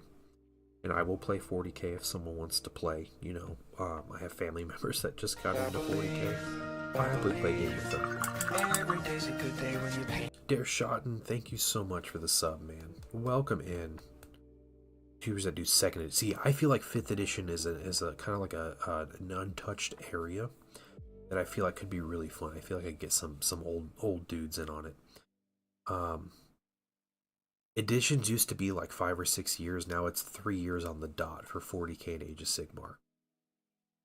Every summer after a game's 3rd year, it gets a new edition. So anyway, 40k now, if you were to watch a 40k game, Jaded Valkyrie, in 10th edition 40k, you would not recognize it. It is completely different. There's very few similarities, and by similarities, it's like some terminology that's similar. So, a lot of things that are different. If you were to play the current edition, which is the 2nd edition of Horus Heresy, came out a couple years ago. Horus Heresy, the rules are based off of 7th edition 40k. Because that's when the 1st edition came out, and this is very much an appeal to older gamers and everything. 7th edition 40k is very similar to 5th edition 40k. It's like 3rd to 7th is all in like this area where they're all very similar, and then 8th, 9th, and 10th are all very similar to each other. 30k is very much, it's 7th edition. It's like a 7.5 edition 40k, the rules for 30k. So if you played 5th edition, you would recognize Heresy way more than 40k, because Heresy has things like armor values on vehicles and facings, leadership checks that when you fail, you run away toward the battlefield edge and run off the battlefield edge. Double strength and toughness is instant death. A wound and a hit chart with weapon skill, comparing weapon skills and comparing strength and toughness in that way. Oh man, the turn sequence, it's just move, shoot, assault phase. That those kind of things that like modern 40k players would have no idea what those things are. Or even ballistic skill and weapon skill not showing the die roll that you need, but it's a number where the higher the number the better. So ballistic skill 4 means you hit on a 3. You know, unlike current 40k, which is ballistic skill 4 plus means you hit on a 4 plus.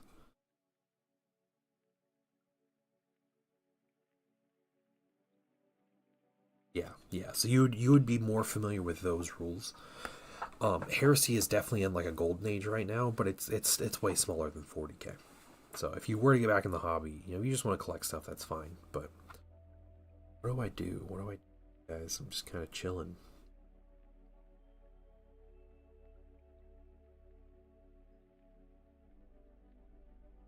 I need to print a... No, I have a base topper for this guy already. Yeah, 30k also is kind of nice because it's not so competitive. 40k has become a strange thing. And again, I enjoy playing games of 40k. I do want to play some games of 40k recent, like soon. You know, like that sounds like fun. 40k has turned into a very much like a popular game. In that like you go to a tournament and it's like people go to those tournaments to win, and like that's what's expected when you go to a tournament. It's not like you go to a tournament and like I'm going to show off my cool minis and like chat with people about our minis and stuff. It's like we're here to win and compete, like compete to win. It's very much like a different game than it was 15 years ago. 30k is much more about the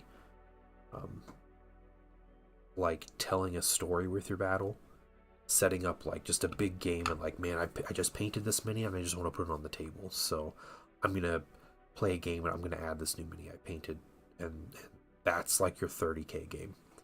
So, and you laugh when, you know, you start failing, and whoever loses, it's, you know, you make up a fun story about like, oh well, you know, they just retreated and, you know, were able to destroy the target, so we actually won. Kind of goofy stuff like that. I think I'm gonna grab some white. We're just gonna try to see if we can. Bright neutral gray is what I mean.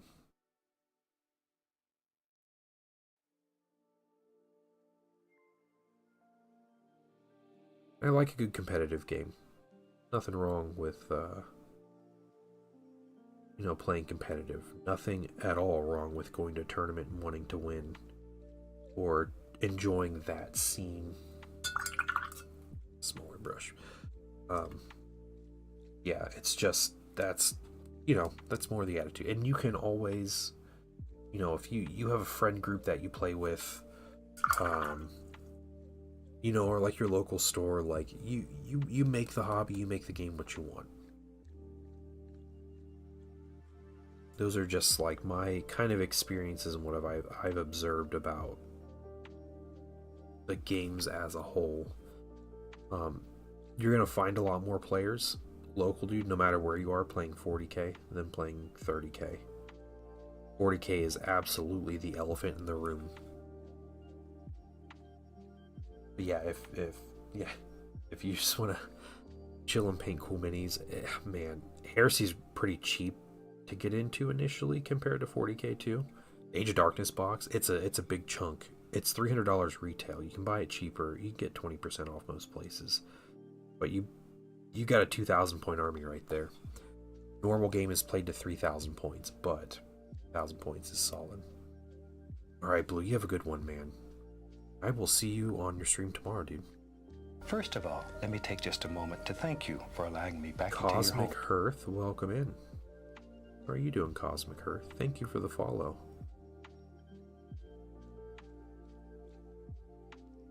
Zen, you still, yeah, you're still there. Guess what, dude? Guess what? This stream, I've been streaming for an hour and 45 minutes. 0 dropped frames. And yes, chicken butt.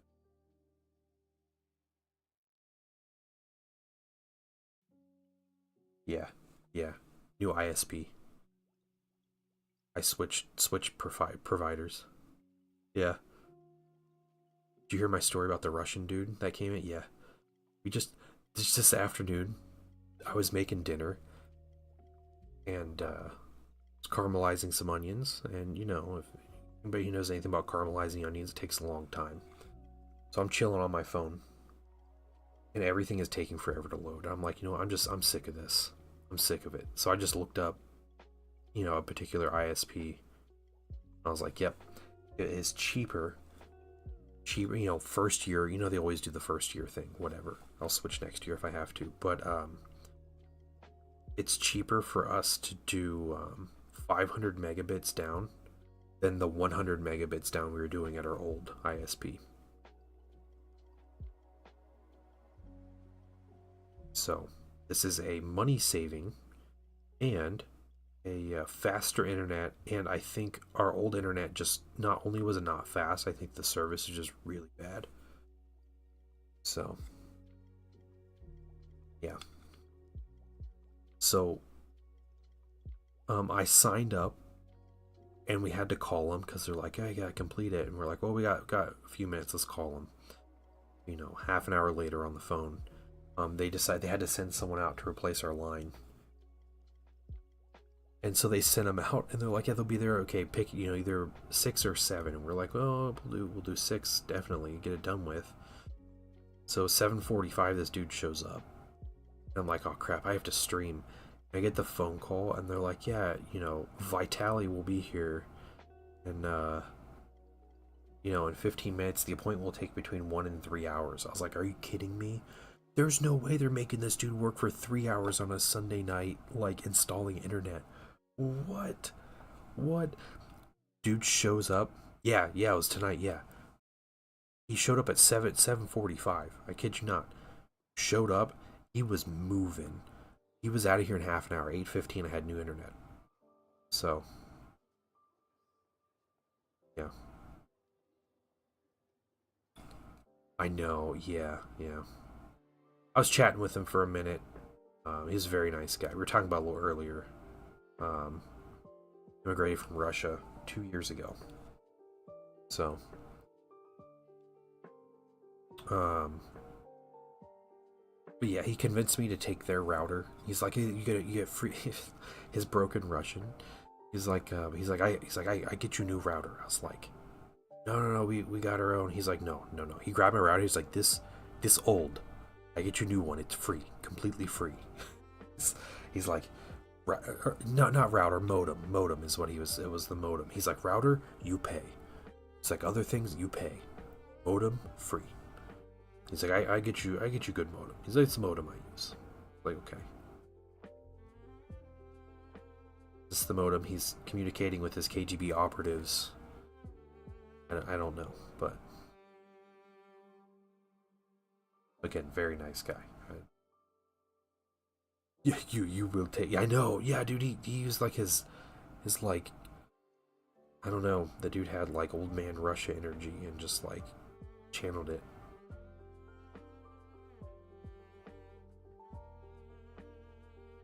So Valkyrie, my son is he's in a fencing club. All right, my son is 8 years old.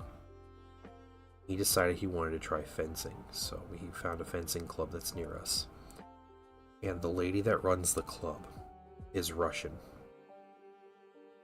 She was a fencer for the Soviet Union who moved to the U.S. The Soviet Union. So imagine how old the lady is, but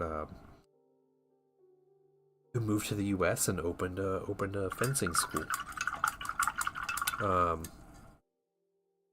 You know, awesome. She is very Russian.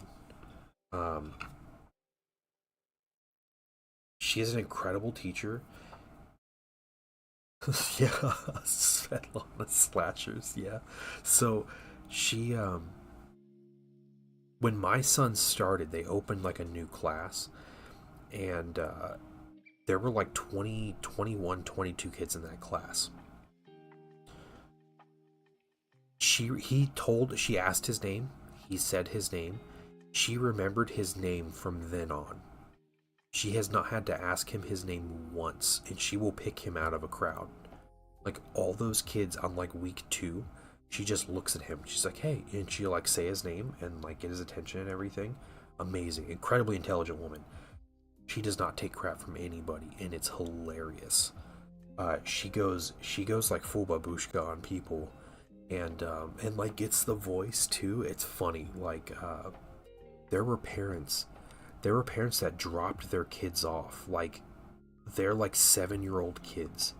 They dropped them off at this like place in the middle of like an industrial park.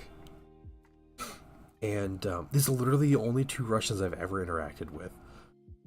So the parents dropped their kids off at this place, and she talks to the parents at the end of every class, like, to talk about things that are going on and, like, you know, ways to help your kids practice and stuff. Well, these kids came in. She's like, where are your parents?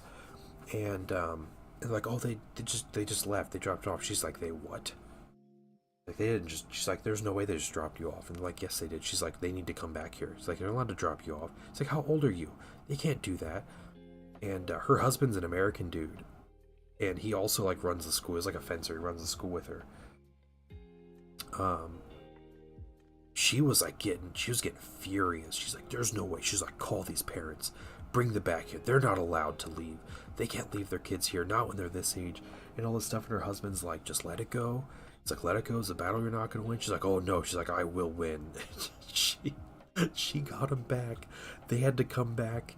And man, she like tore into those parents. It was funny. I don't think those parents came back. I don't think they brought their kids back.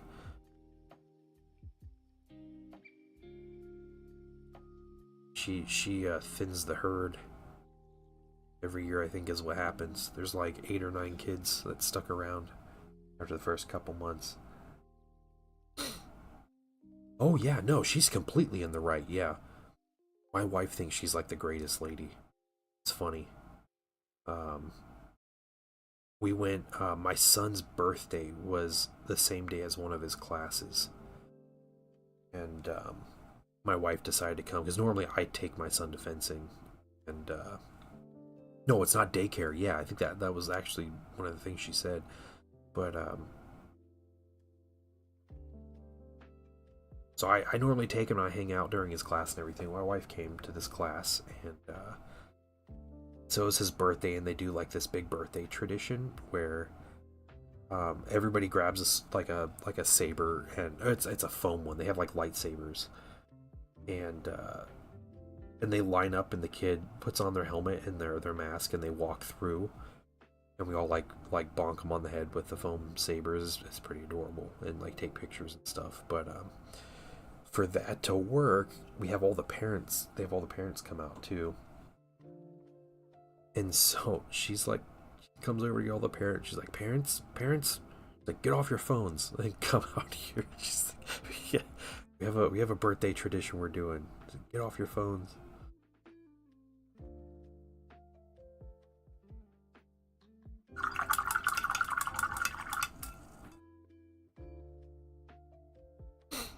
Martial arts has a big issue with it being treated like that, though. Oh yeah, I bet it does.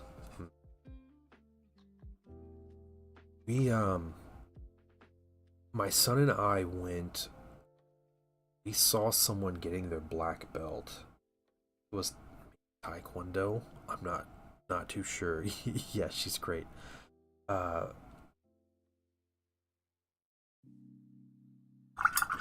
And my son was interested. He was kind of interested in martial arts, and I was like, well, this is a great way to see, to get like some familiarity with martial arts, like seeing let's go watch a black belt like ceremony and everything.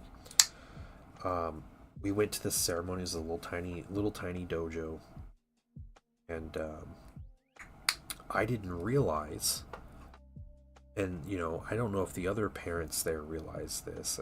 Who knows? But it was like a 3-hour thing.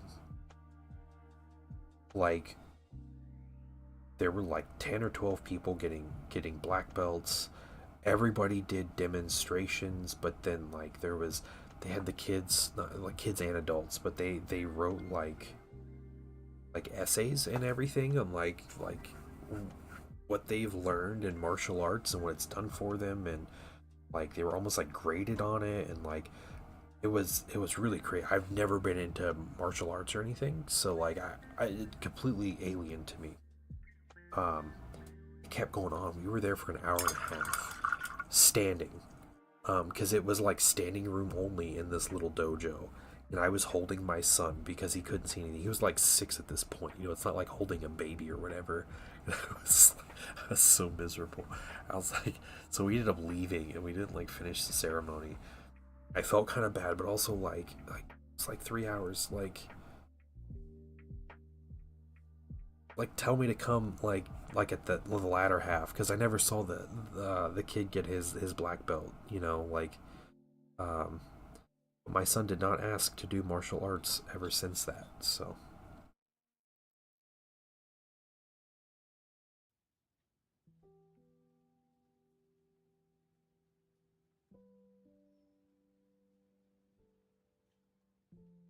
okay, we're mixing bold titanium white with this bright gray.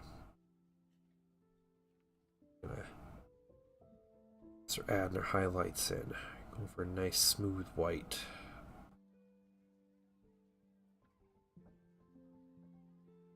Get the karate class and don't leave. I go outside for a minute. Yeah, yeah. Yeah, it's true. Fencing is a martial art. That's fair. Yeah. I think it's more like the like karate, or he was talking about karate or taekwondo and stuff and that, but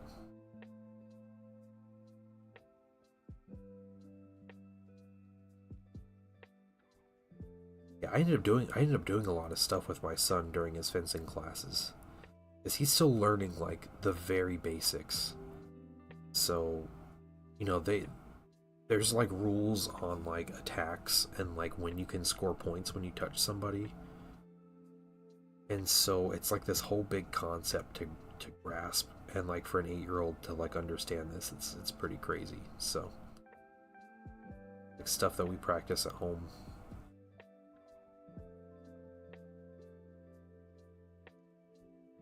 Different traditions, yeah, yeah.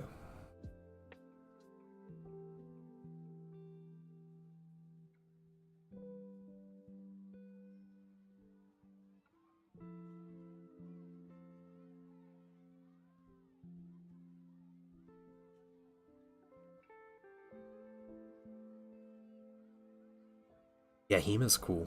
Yep. I know a guy, a friend that was really into HEMA for a long time.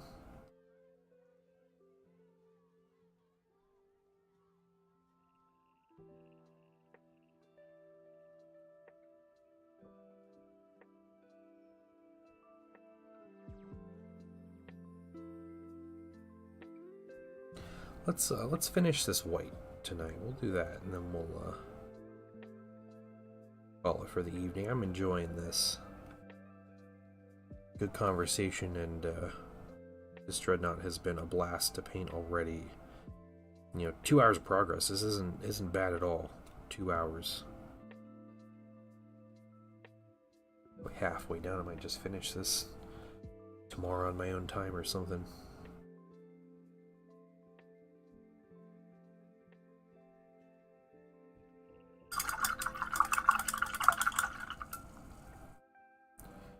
With a lot. HEMA looks awesome. Yeah, yeah. Never get into various martial arts. Couldn't get there or moved or whatever. Yeah, yeah. Else really cared. So pretty much needed to be the horse related to my parents. Off at my grandparents, they didn't really grasp interest. Yeah. That sounds about right, Groovy. Yeah, that's unfortunate. I'm sorry about that.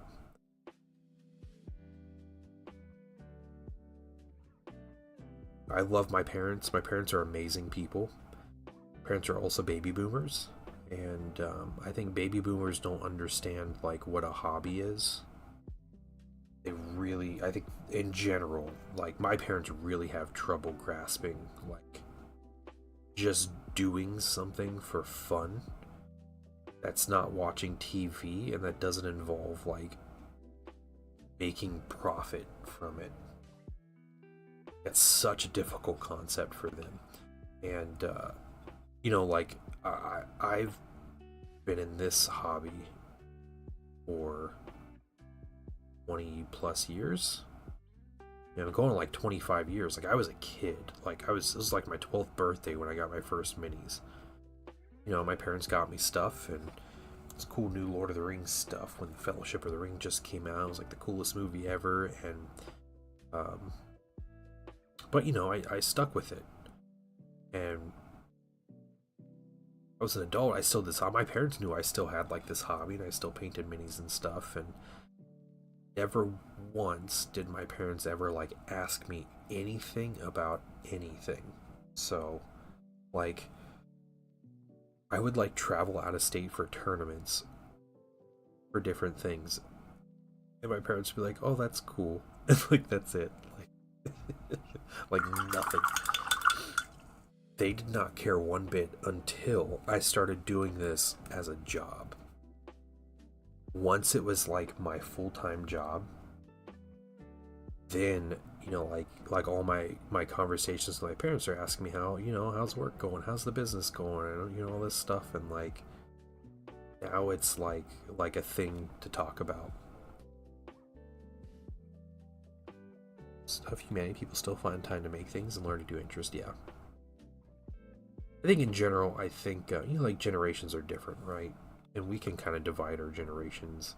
We get pretty stark divisions, but I think the environment baby boomers grew up in, being raised by a generation that came out of the Depression, where you did everything you could to survive, and then they instilled that into their kids.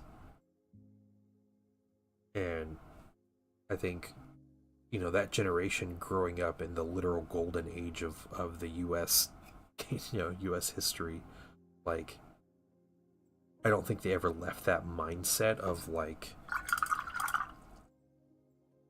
gotta earn money for everything. I don't know.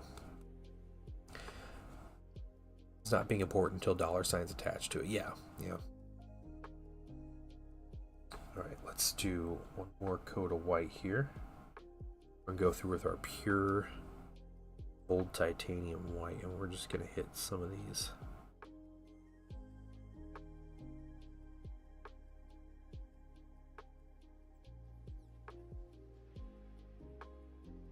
I get called boomer a lot, but happy if you guys are enjoying your hobbies. Yeah.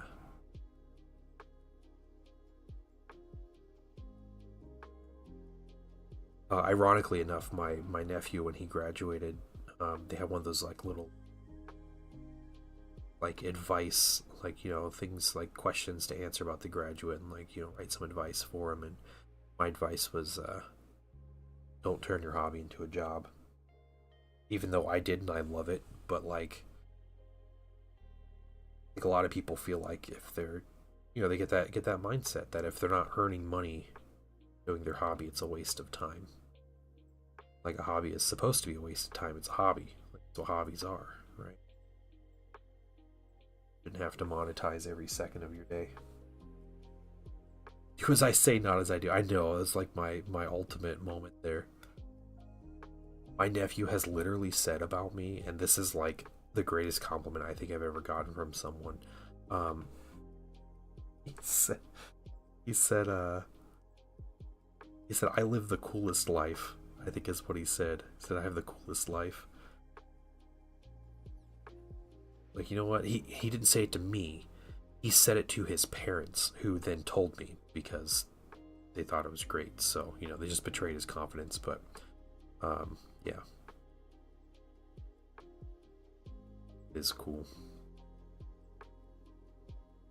My dad's a boomer, but now he's retired. He hobbies. He likes military scale modeling. That's really cool. Ask me how I do modeling stuff. Oh, that's great. That's really cool. It's nice. I got my dad. I found out what was a couple years ago that he used to build like model cars when he was a kid.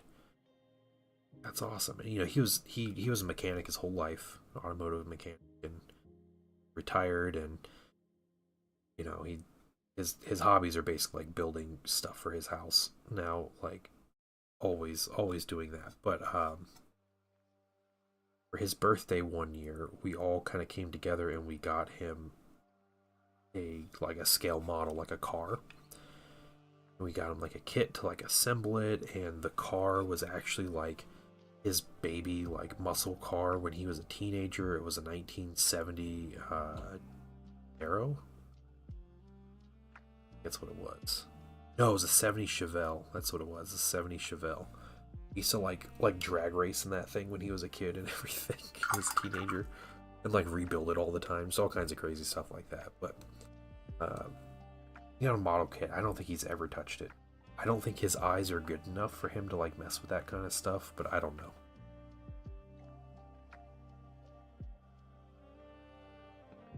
An Oldsmobile 442.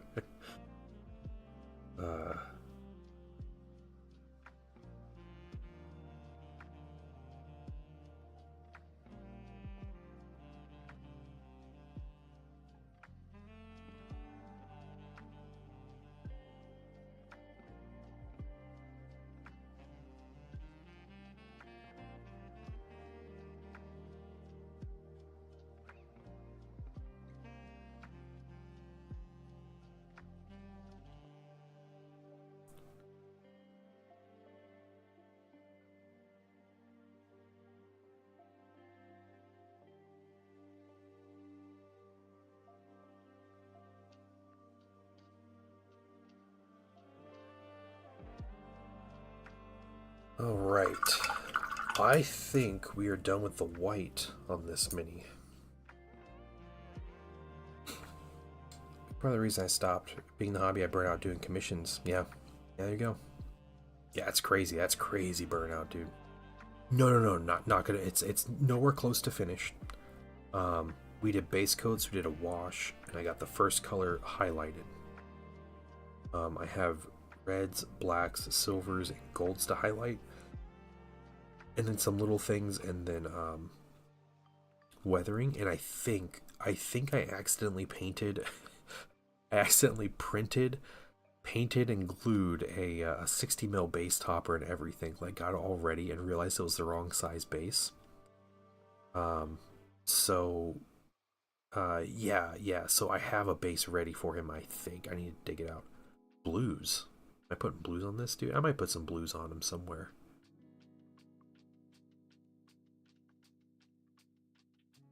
I don't know. Again, these little mistakes. That silver right there is just gonna be weathered out. That's all it is. The weathering's gonna fix all that. Yeah, it's a Contemptor Dread. I don't know what blues you're talking about. He's contempt. He's full of contempt. Is that what you're talking about? I don't know. The weathering hides the crimes. Yep.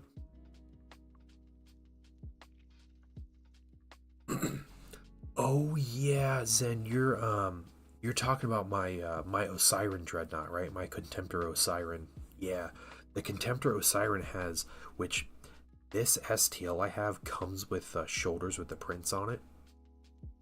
And the inscriptions. His shoulders are full of inscriptions underneath, or like all over the shoulder plate.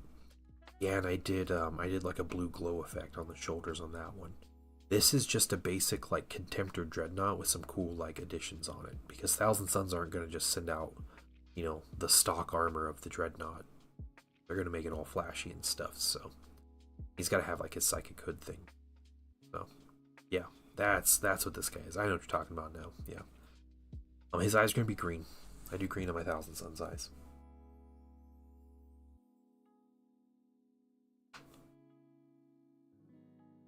Ooh, excuse me. Yeah. So, yeah.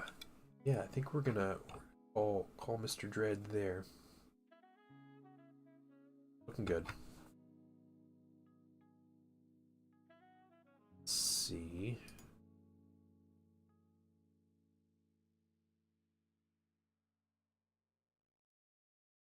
I was kind of proud to get 115 models done, a little over a month. What did you paint? What 115 models did you paint in a month? Was it Space Marines? Just think. Just think Jaded Valkyrie. Just think. You paint 115 models every month. You would have painted, I don't know how many models it is, I can't do that math in my head, but over 1,300 minis. It's legit. Elf Army for Fantasy. So this was like way back when you're doing commission. That's awesome though. Yeah, I can understand getting burnt out though. Get it.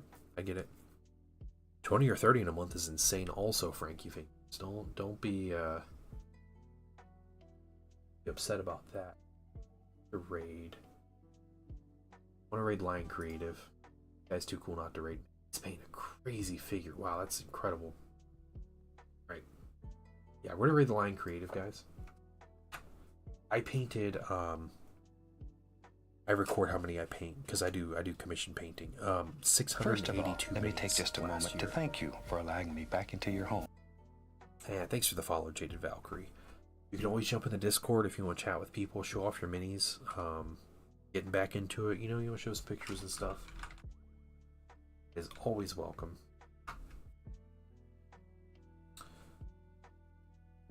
First tread printed like this. Yeah, the first one I added pieces on. This is mostly plastic. Mostly plastic. The knees, crotch, midsection, chest, back plates on these, and the shoulders are all printed. Everything else is plastic. So, guys, you have a wonderful evening. Hope you all have a wonderful day tomorrow. If you jump in on Patreon, you connect your Discord account to your Patreon, and you're a paid member of Patreon, you can get in on our paint and chat tomorrow. So we're gonna do a hangout tomorrow on Discord. But otherwise, you guys have a wonderful evening, and I will be on Tuesday, 10 a.m. Eastern. At what time? Probably noon is my goal. I have some things going. I have to do like car things in the morning, so I'm hoping to be on at noon though. Hoping I'd be on it. It might be a short one if I get on like 1 or something. But all right, you guys have a wonderful evening. Bye, everybody.